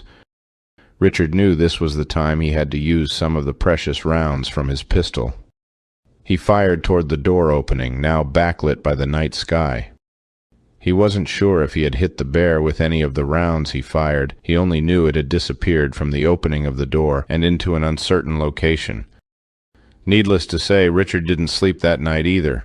He stood guard, pistol at the ready, waiting for the bear to return. Daylight came, and he knew he had to do something to find help for himself, or this bear might return and kill him. Richard climbed up to the roof of his cabin and in huge letters scrawled the letters SOS and curled up in the shelter of his cabin, hoping that somehow someone would see his cry for help.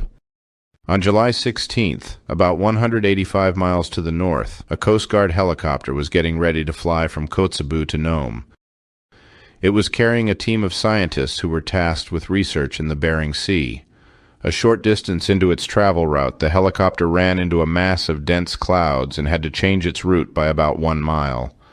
As the helicopter flew across the ground, they noticed a man waving his arms around while holding up a white piece of cloth. They could see writing on the roof of the buildings requesting help. They immediately circled and reduced their altitude so they could land and investigate what had occurred. As the crew examined Richard, they could see he was all beaten and battered, and he had only 2 remaining rounds in his pistol. His leg was wrapped with an improvised bandage, and he had bruises on his chest and various other parts of his body. The Coast Guard crew helped Richard aboard the helicopter and quickly lifted off. Richard relayed the details of his encounter with the brown bear as the helicopter crew rushed him to Nome and the ambulance waiting for him there. After the helicopter landed, Richard walked himself to the ambulance. He was hesitant to lie down on the gurney and had obviously begun to come down from the adrenaline of the past 4 days. An Alaska State Trooper, Aileen Witowski, noted that Richard wasn't mauled in the classic sense, but had sustained several injuries during the altercation with the brown bear. The wounds Officer Witowski couldn't see were the mental ones, the terrifying dreams that would pull Richard from peaceful rest each night. Richard stated that he would forever remember the face of the Coast Guard helicopter crewman who had rescued him. He expressed gratitude that someone was looking out for him. His lesson in all of this was that he should never go out alone, and swore to never do that again. As for the bear, there was no source I could find that indicated if any of Richards's bullets wounded the bear, or if it was the same bear that had tormented him each night. There was no indication of any hunting party setting out to kill the bear, and it appears to have been chalked up as an unfortunate incident in which the bear may have been protecting her cubs in the initial attack. The Alaska Wildlife Agency says that when you run into a bear, you should try to back away slowly and stay calm. You should talk calmly to the bear and face toward it. Staying in groups can help deter an aggressive or curious bear, and you should try to look larger by slowly waving your hands above your head. If the bear follows you, then stop your retreat. If it focuses on an individual, use nearby items to make noise, bang pots and pans together, raise your voice, and throw rocks or sticks, as well as deploy bear spray once the bear is in range. In regard to keeping bears away from your camp, they say to keep garbage and food secure and clean up each day before retiring for the night. Surprising a bear can be deadly, so make noise, especially when hiking. If you walk upon a bear, give it space and maintain a few hundred yards of distance as much as possible. There weren't any sources that indicated Richard violated any of these guidelines in the lead-up to his attack, with the exception of riding his four-wheeler very near to the bear and possibly its cubs. Alaska has an estimated 30,000 brown bears and 100,000 black bears. A report in 2019, published by Alaska health officials, indicated that 68 people were hospitalized in 66 bear attacks between the years of 2000 to 2017. There were 10 human fatalities due to bear attacks during this same time period. Petty Officer Allie Blackburn indicated that it is very unusual to have several encounters with the same bear, which makes Richards's case very unusual. After reviewing the details of this episode, I'm left with a few questions for you. Do you think it was the same bear that was harassing Richard each night at his cabin? Do you think the bear's initial attack was predatory or defensive? Should Richard have ventured out during daylight hours in search of his cell phone? What could Richard have done differently to avoid this bear attack or find help once it happened? I will be glad to read and answer your questions, so please post them in the comments section below, and let's talk about it. Welcome back to Scary Bear Attacks. Today's episode takes us to the Pogo Gold Mine, about 340 miles northeast of Anchorage, Alaska. The gold mine opened in 1989 and sits in steep and brushy country about 40 miles northwest of the town of Delta Junction. This area has been the site of environmental research ever since mining started, and the Goodpaster River drainage is one of the locations scrutinized and monitored. The elevation of the drainage varies around 2,400 feet above sea level, with rolling mountains to the south and larger ones to the north. The dense brush covering the land is comprised mostly of alder, willow, and other brush under 10 feet in height, with occasional stands of spruce and birch trees. The animals common here are moose and caribou primarily, with predators being coyotes, wolves, black bears, and brown bears. At 10:30 a.m. on Monday, June 19, 2017, 27-year-old Aaron Johnson and 38-year-old Ellen Traynor were taking soil samples along Goodpaster River. Ellen hailed from Fairbanks and worked as a biologist for Alaska Biological Research Incorporated, which was contracted to do biological impact studies by the mine owners. Aaron worked there in the same role and grew up in Kodiak near Anchorage. She spent her youth wandering the nearby forests and playing sports. Aaron's interest for sports and the outdoors probably started with her family owning a chain of outfitting stores called Jack's Outdoor Gear in northern Colorado. She was a member of the U.S. Junior Olympic Nordic Ski Team in 2006 and 2007. Aaron was trained as a geologist and botanist at the University of Montana and the University of Alaska Anchorage. She had already adventured her way around some of the most secluded corners of the globe by this early age. Erin and her husband Gabe were married just 2 weeks prior to this day. At the role as biologists for ABR, both women had completed numerous classes on bear safety. Their broad and extensive experience outdoors only added to their knowledge base. Erin and Ellen had packed into their site about 5 miles from the mine for soil samples and still had the backpacks on their shoulders. As they pushed their way through the thick brush, they chatted about being bear-aware. Erin was about 5 yards up the trail when Ellen heard a rustling in the bushes just behind her. Ellen turned to find the source of the rustling and watched a 300-pound bear appear only 15 feet from her. The bear looked like it could be a grizzly bear, but before she could really analyze it, it was already rushing toward her. Ellen reached down toward her bear spray in its holster on the waist strap of her backpack. Before she could touch the can of spray, the bear closed the distance and drove Ellen into the dirt face first.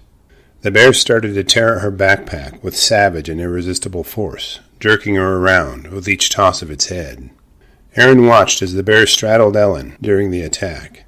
She began to yell at the bear in an attempt to drive it off, but it didn't relent. After only a few seconds, the bear lifted its head from Ellen and fixed its gaze on Erin. Her screams had finally drawn its full attention, and now it approached her. Now, we've already mentioned how Erin had had training on how to handle a run-in with a bear.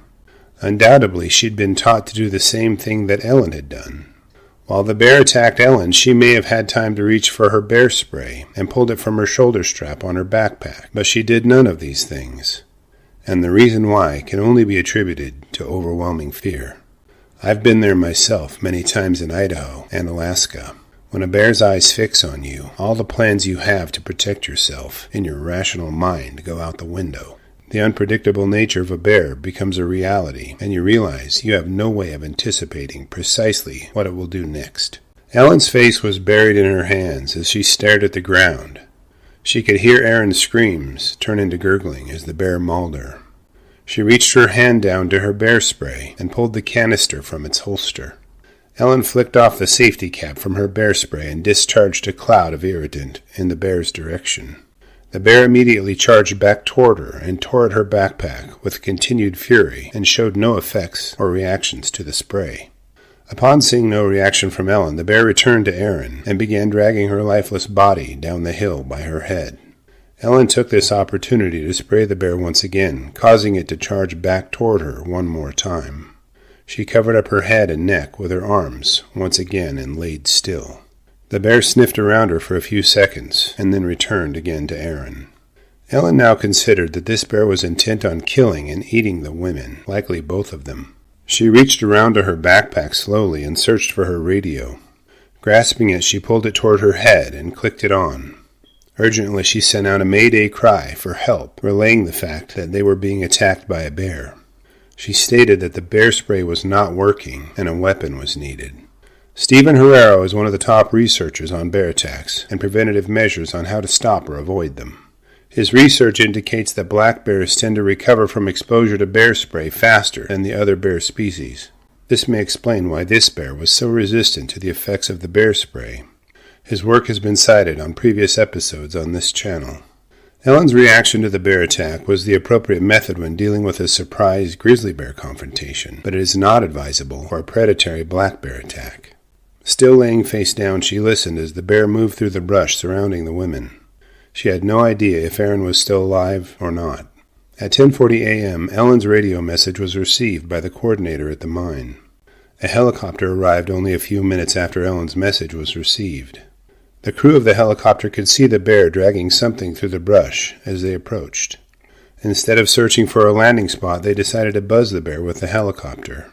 Flying right over the bear, they frightened it away, giving Ellen space to flee from it. Via the radio, they directed her down a trail away from the bear to a clearing. They landed and picked her up to fly her back to the mine. While at the mine, the helicopter crew added an armed guard packing a .338 high-powered rifle. Upon returning to the location of the attack, they spotted the bear as it dragged Erin's corpse downhill once again. The guard fired the rifle and struck the bear from a hovering helicopter at an undisclosed distance. After being struck by the bullet, the bear released its grip on Erin's head and ran up the hill. 2 more shots rang out from the guard's rifle before the bear collapsed, finally dead. After finding a suitable landing spot nearby, the crew and guard disembarked the helicopter. They approached the location they last saw the bear and found Aaron's body. About 50 yards away, they also located the bear's carcass. Aaron's corpse and the bear's carcass were taken back for analysis, and examinations of Aaron's injuries indicated that she'd fought the bear with everything she had. She had several bite wounds on her left arm and her left side, indicating she may have curled into a ball to protect the more vulnerable parts of her body. The significant and fatal wounds were found to be deep and crushing bites to her head and neck. Her body had scratches and scrape marks on her thighs from being dragged through the brush by her head. Her cell phone was found on her corpse, but her backpack was never located. During a necropsy on the bear's carcass, it was determined that the black bear was a 6 to 8 year old boar. In its stomach were found pieces of fabric, Aaron's clothes, or Ellen's backpack. There was also some grass and cartilage from a calf moose. Investigators noted that the bear had very little to no subcutaneous body fat, but did have a healthy amount of visceral fat in its abdominal area, indicating it was not starving, but was likely very hungry. The necropsy revealed that the bear had eaten no meat in several days, so it was not defending a cached animal carcass. Given it was a male, it was not defending any cubs. The bear's approach to Ellen was also telling. It didn't roar or growl, which it would likely do in a surprise defensive attack. Given it had closed on her from a short distance and pounced on her from behind, investigators concluded that the bear had strictly predatory motives in its attack on the women. They also concluded that had the women dispensed their bear spray earlier, it may have prevented the attack, but were skeptical that it would have been enough to prevent such an aggressive bear from continuing its attack.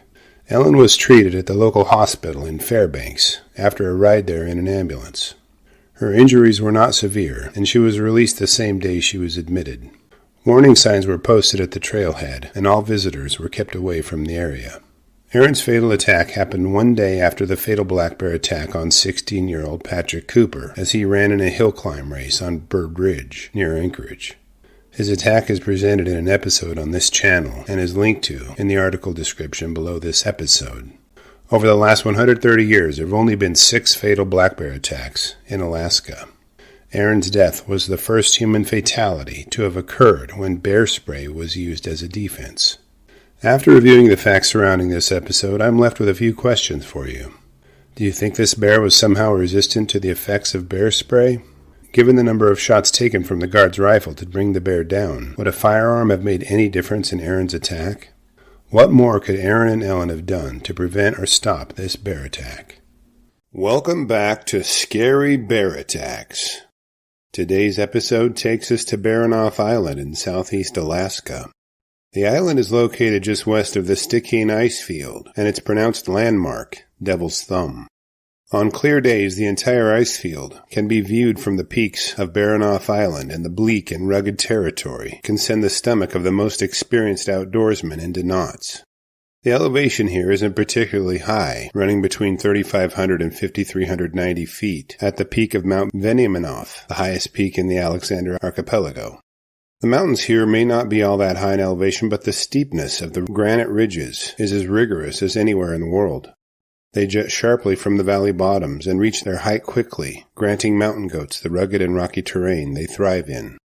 In the valley bottoms, thick forests of Sitka spruce, western hemlock, yellow cedar, and mountain hemlock are stratified by their ideal elevation. The most prominent bushes here are blueberry bushes and thorny groves of devil's club. At points, these groves are so thick they're impassable and completely obscure any animals hiding there, even from only a few yards. Common animals on Baronoff Island include mountain goats and Sitka black-tailed deer, and their predators are brown bears and human hunters. When the crossroads of these two apex predators intersect, they create dangerous and painful results for both parties. For the past few months, 3 friends have been planning to hunt for mountain goats on Baronoff Island and have procured a professional guide to help them acquire a harvest in compliance with guidelines. Clint Adams and Matt Erickson were avid hunters and outdoorsmen. Clint's girlfriend, Melody Orozco, was not. Clint had invited Melody along on the hunting trip, but had some pushback from his own family and Melody's as well. Their concerns were regarding whether Melody was prepared to jump into the deep end of the hunting pool, with a remote backcountry experience being her first time hunting. Due to Clint and Matt's experience and the services of the professional hunting guide, they anticipated a routine and enjoyable hunting trip and decided to bring her along with them. The families weren't worried about the hunting group running into brown bears, as much as they were the rigors mountain goat hunting would impose on Melody. Clint had hunted in Alaska before and knew that Melody would enjoy their time together, and this may be her only chance to participate, so they all decided all three would venture out together on the hunting trip. By the time October 14th, 2022 rolled around, the three friends and hunters had found themselves bouncing across the bay from Sitka as a boat carried them toward Baronoff Island. Upon arrival, they utilized an inflatable raft to ferry their gear across the large lake, which would bring them near the jumping-off spot for their goat hunt. As the rain pattered the rocks around them, the party hiked for 1.5 miles before pitching camp for the first evening. Concerned about the rain clouds limiting visibility, the hunters rose early on October 15, 2022, and were relieved to see clear skies. They packed their camping gear, worked their way to the top of the ridge, and looked for a good glassing spot to search for mountain goats.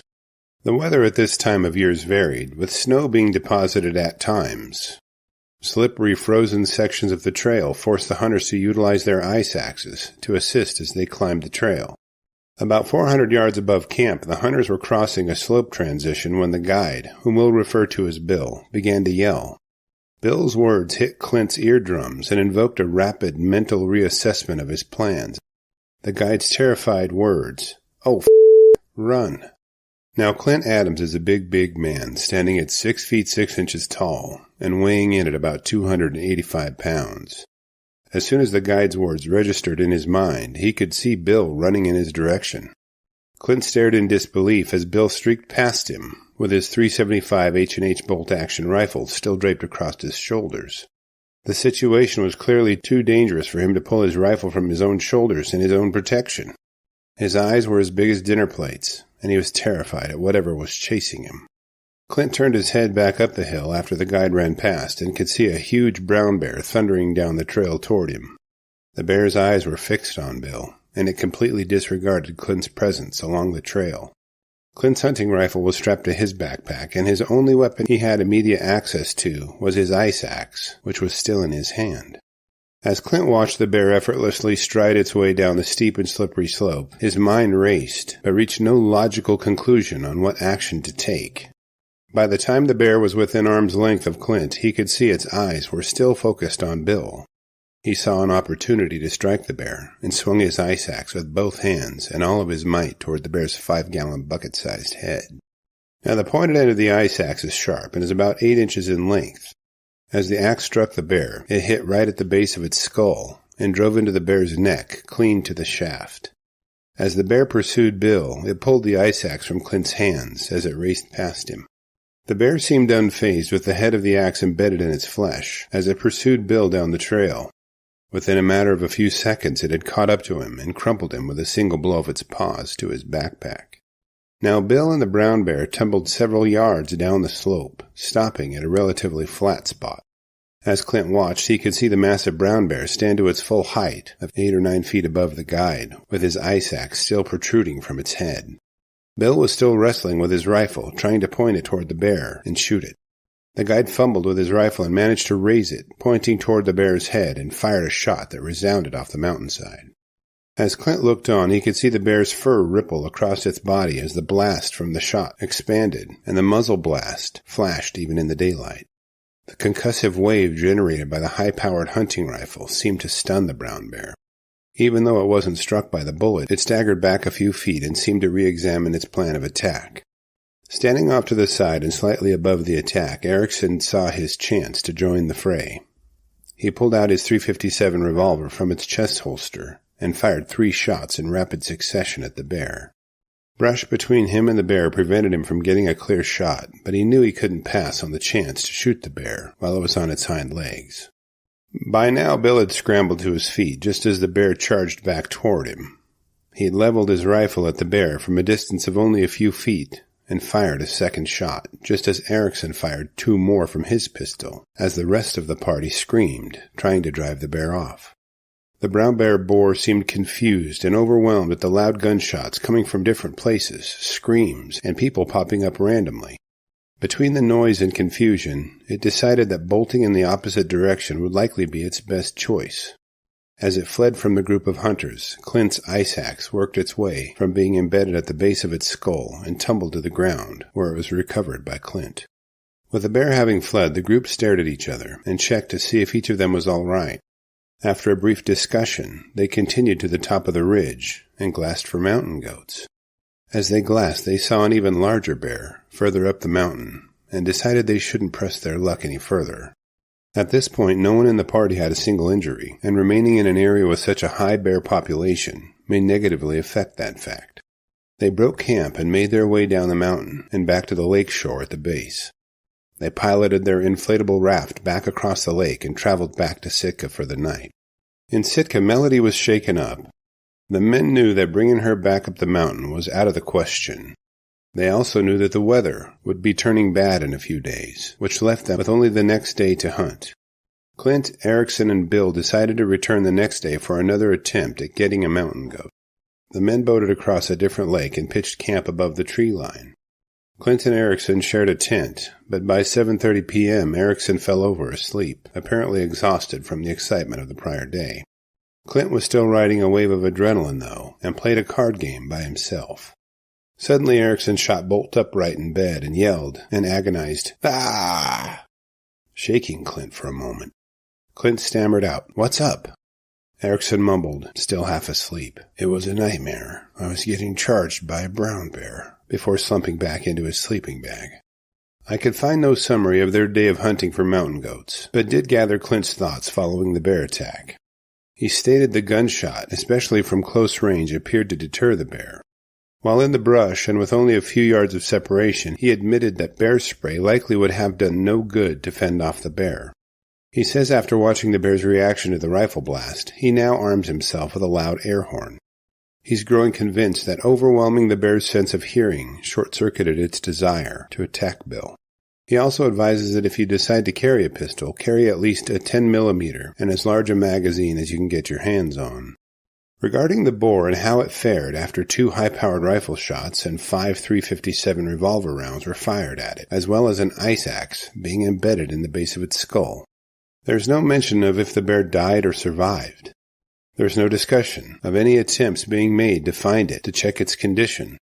If it were struck by Bill's second rifle shot only, then it may have survived, even with Clint's ice axe wound to its skull. But if Erickson's round struck it, then its chances of survival would dramatically decrease with each round entering its flesh. Given there was no effort made to follow up on the bear's condition, we will never know if it died or somehow survived. After reviewing the facts around this episode, I am left with a few questions for you. Did the blast from the rifle drive the bear off, or did Erickson's .357 revolver rounds do the job? Do you think the bear could survive the wounds it may have potentially suffered? Would you have gone back up that mountain to glass for mountain goats after having such a terrifying altercation with a boar brown bear? I have no doubt I would not have. I'll be glad to read and reply to your thoughts, so please post them in the comments section below, and let's talk about it. Welcome back to Scary Bear Attacks. Today's episode takes us to a very familiar and alarming venue.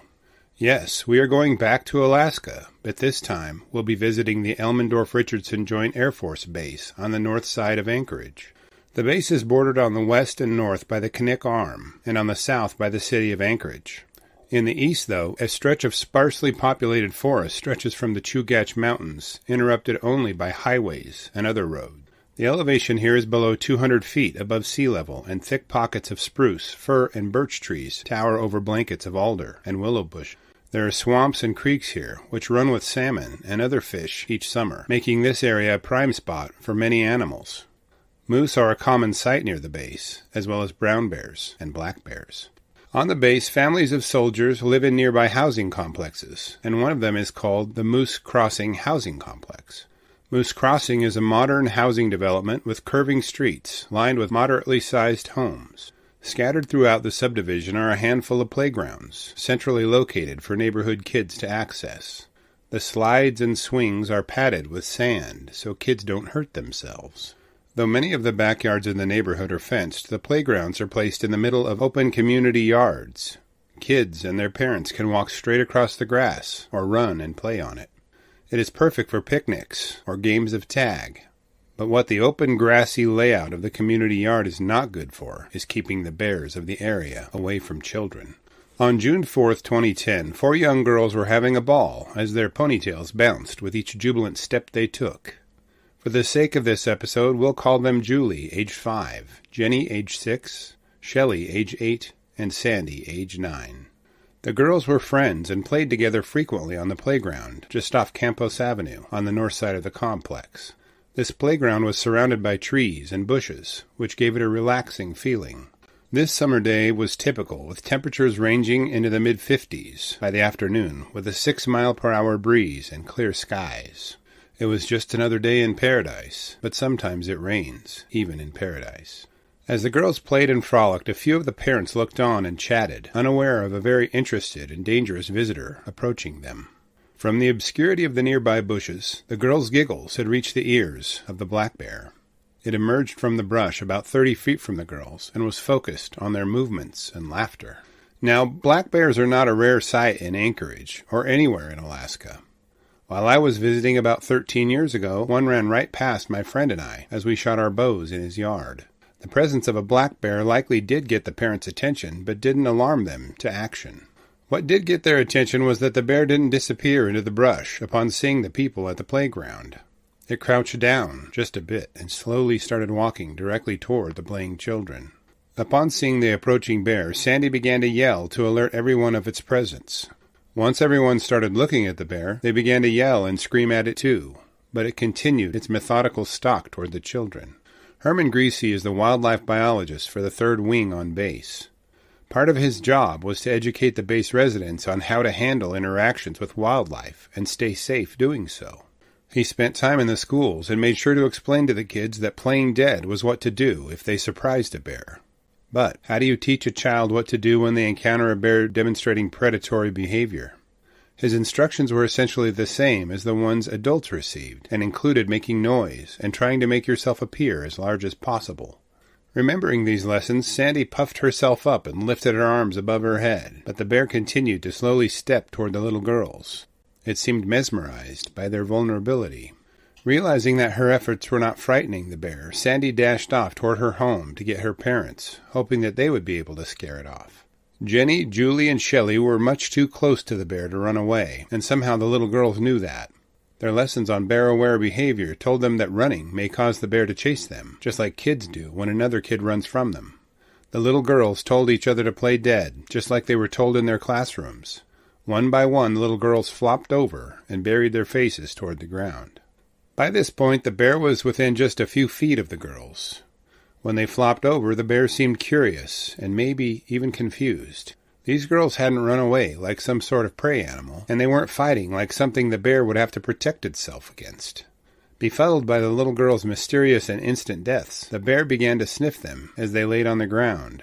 It approached Julie and investigated her as she froze, hoping it would leave her alone.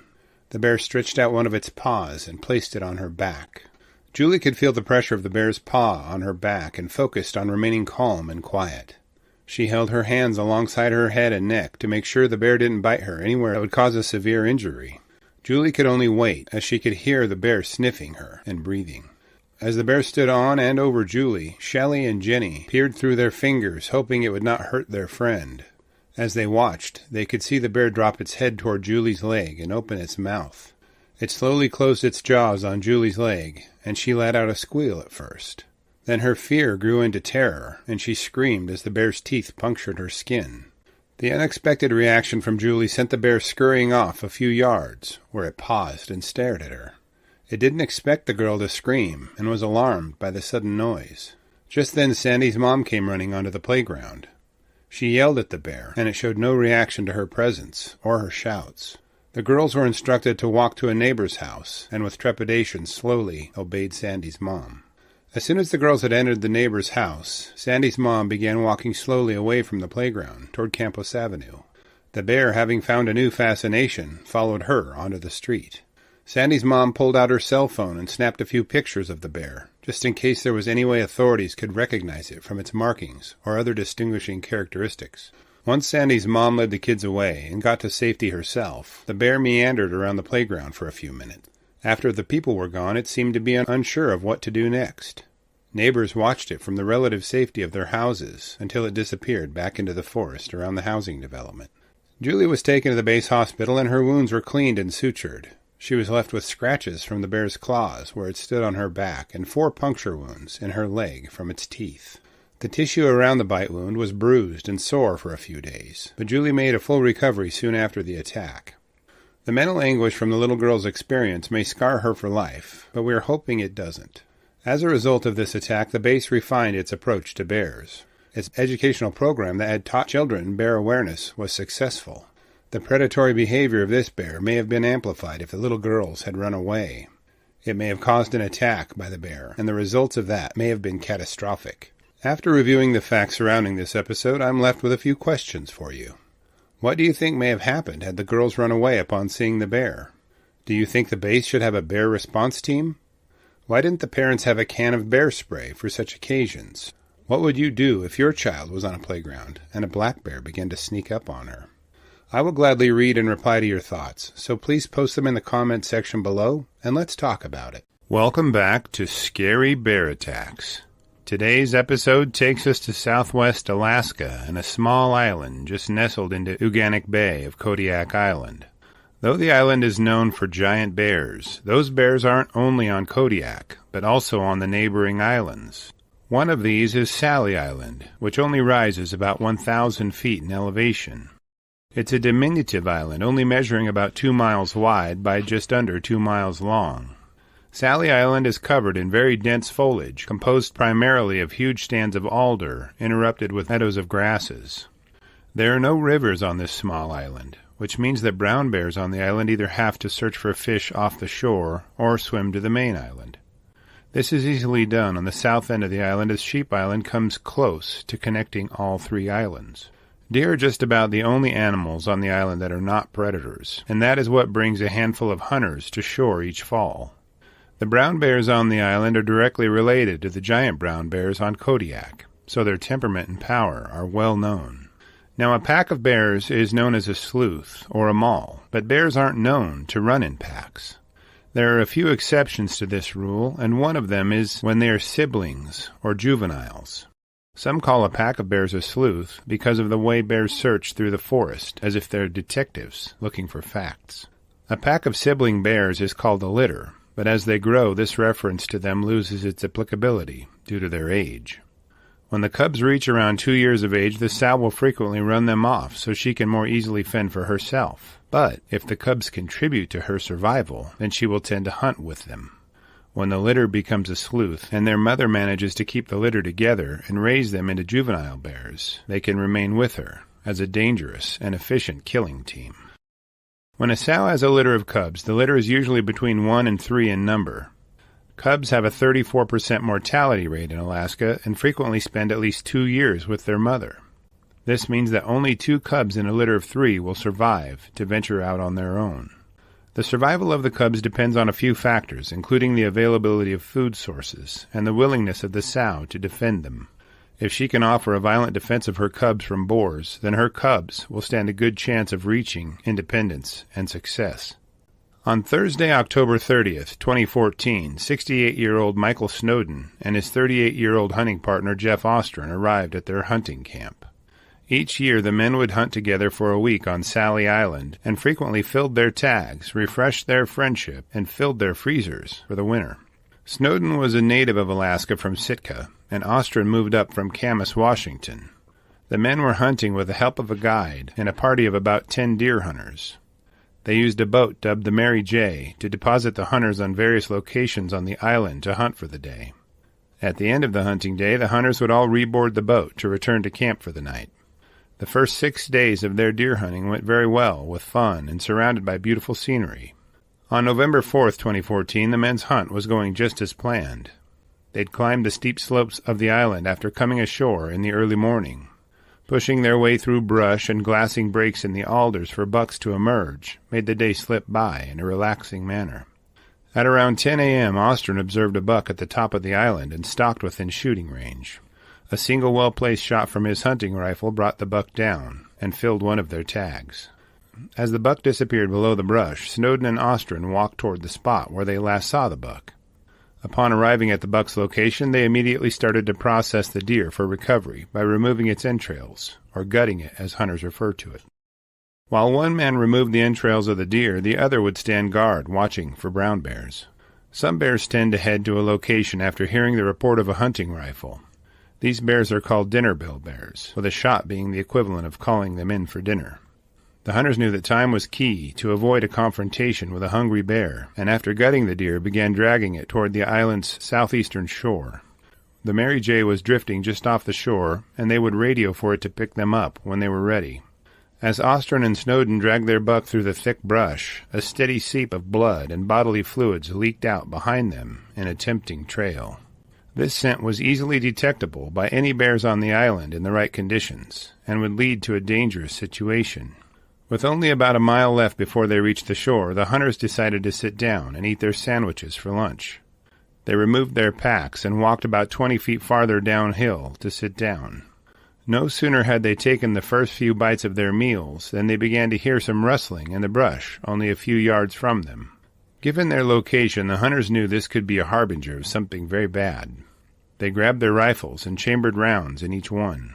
Just as they closed their actions on their hunting rifles, a 700-pound brown bear burst from the brush in their direction. Down in the bay, the Mary J. was adrift when the hunters on the island came into view in the meadow. The handful of hunters aboard could see Snowden and Ostrin sit down and start eating. To their concern, they also saw 5 brown bears emerge just above the hunters. The bears appeared to be a sow, with her 4 very large 3-year-old cubs. The hunters could see the bears lift their noses to sample the air, and then drop their noses to the blood trail of the deer's carcass in the grass. They were interested in whatever was on the breeze, wafting from Snowden and Ostrin's direction. The scent of deer blood and guts, likely mixed in with that of the hunters' lunch, and the hunters themselves, combined in an alluring aroma to the bears. The hunters aboard the Mary J. immediately radioed Ostrin and Snowden, but they received no answer. Unbeknownst to the boat, they had turned off their radio while they were packing the deer out and planned to turn it back on to contact the vessel after reaching the shore. The hunters decided to try to signal Snowden and Ostrin by firing their hunting rifles into the air as a warning. It was deer season, and the report of deer hunting rifles wasn't out of the ordinary. Snowden and Ostrin passed off the rifle shots as nearby deer hunters pursuing their quarry. It was then that the hunters aboard the Mary J. noticed that the sow had finally caught the scent she was searching for on the breeze. Once she figured out where the scent was coming from, she dashed directly toward the source with amazing speed. When the hunters on the Mary J. witnessed the sow running toward Snowden and Ostrin, they knew they had to do something to help. The boat was pointed ashore, and they began scrambling up the steep slope toward the deer carcass. Back at the deer carcass, as soon as the bushes began to rustle, and the men chambered rounds in their hunting rifles, the angry sow had busted from the brush. Snowden fired off a hip shot as a warning to her, but it missed striking the bear. Before he could do much else, the sow had tackled him to the ground, biting and scratching his body wherever she could reach. Between Snowden twisting and kicking, and the sow's jaws snapping and her claws slashing, the sow had ended up with a vice-like grip on his hamstring. He could feel her teeth punch through the outermost layer of tissues, then click together. She violently shook her massive head back and forth, tossing Snowden around along with it. As the sow jerked him back and forth, Snowden lost his grip on his hunting rifle. He desperately tried to flick the leather strap securing his revolver to its holster on his chest, but due to the jostling, was unable to loosen it. She pulled him down the slope a few yards during the furious attack before the 1.5-pound chunk of the man's flesh tore loose. As Ostrin watched his friend being mauled by the sow, he tried to find a way to shoot her without injuring Snowden. He decided a rump shot would distract the bear and fired into her rear end, hoping to break her hips and immobilize her. The bear didn't release Snowden, so Ostrin chambered another round and fired into the bear's ribs. The sow and Snowden began tumbling down the hill for a short distance after Ostrin's second bullet struck her. During this tumble, they separated from each other a few yards, allowing Ostrin to fire a third shot, killing the sow. By now the bear and both of the men were a few yards down the hill from where the attack had started. Ostrin briefly checked on Snowden before climbing up the hill to retrieve their backpacks and radio. As Ostrin radioed the Mary J., a second bear appeared from the brush, from near where the sow had emerged. Now, having had more than enough action for the day, Ostrin pulled his pistol from its holster and dispatched this bear with a single shot. It was slightly smaller in size than the sow, and he realized it was likely her cub. Upon hearing the shots and now unable to find their mother, the other 3 juvenile bears fled the area. By now the Mary J. had made land, and the handful of hunters had scrambled a fair portion up the hill toward the men. As they arrived at the attack site, they began to gather the men's backpacks and other gear, as well as render first aid to Snowden's separated hamstring wound. As they examined the injuries, they could see a piece of skin and muscle about 8 by 11 inches had ripped loose and flopped around, being attached at only one end. Beneath this slab of tissue, they could see an enormous hole in Snowden's hamstring. The Mary J.'s captain used the boat's radio to reach out to the U.S. Coast Guard. They dispatched a Sikorsky HH-60 Jayhawk to Sally Island. As they waited for the helicopter, the hunters tried to keep Snowden awake and from falling into shock. They put pressure on his wound and tried to keep him comfortable as best they could. Once the Coast Guard helicopter arrived on the scene, they deployed a tethered litter to the ground with a rescue expert. They loaded Snowden into the litter, and he was pulled aboard the copter before they headed for Providence Kodiak Island Medical Center. Ostrin was flown back to Kodiak in a small chartered plane. Once he was admitted to the hospital, Snowden's wounds were cleaned, and he received 100 staples to reattach his flesh to his hamstring. By Thursday of the same week, he was hobbling around the hospital without a cane. Both men expressed gratitude to medical staff, fellow hunters, and the Mary J.'s crew for their handling of the attack, treatment, and rescue. The Alaska Fish and Game issued a public statement reminding hunters to remove meat from the carcass of their game and place it in sealed containers instead of packing out the entire carcass. Leaving the bones in a fall could provide a distraction for bears converging on the carcass. Snowden says the big takeaway from this experience for him is how quickly the bears picked up on the scent of the blood of the deer. He encourages hunters not to underestimate how sensitive bears' noses can be. Alaska is home to 98% of the brown bears in the United States, which puts the attacks reported in Idaho, Montana, and Wyoming into perspective. If there were the same density of people in Alaska as there are along the Great Divide, would there be the same frequency of attacks? After reviewing the facts surrounding this episode, I'm left with a few questions for you. Does the fact that this sow successfully raised 4 cubs and kept them with her as juveniles indicate that she was a good defender of them? Do you think the bears would have been distracted by the carcass had the men removed only the meat from it? Would the hunters have made it safely to the shore if they hadn't stopped to eat, or would the bears have caught them before that? What do you think would have happened had the hunters dropped into a fetal position and just waited for the bears to leave? Tell me what would go through your mind if you were covered in deer blood and guts as you watched 5 brown bears emerge from the brush only a few yards from you. I will gladly read and respond to your thoughts, so please post them in the comments section below, and let's talk about it. Thank you for watching Scary Bear Attacks. If you've enjoyed this episode, please consider clicking on the like button and clicking on the bell icon. We'll help you know when we post our new episodes. Posting our video links to your social media profiles furthers awareness, and it's fun. We've slashed our prices in our merch store, linked below, so check out the bargains there while you shop. As a member of our human community, remember to adventure bravely and be careful out there, especially in bear country.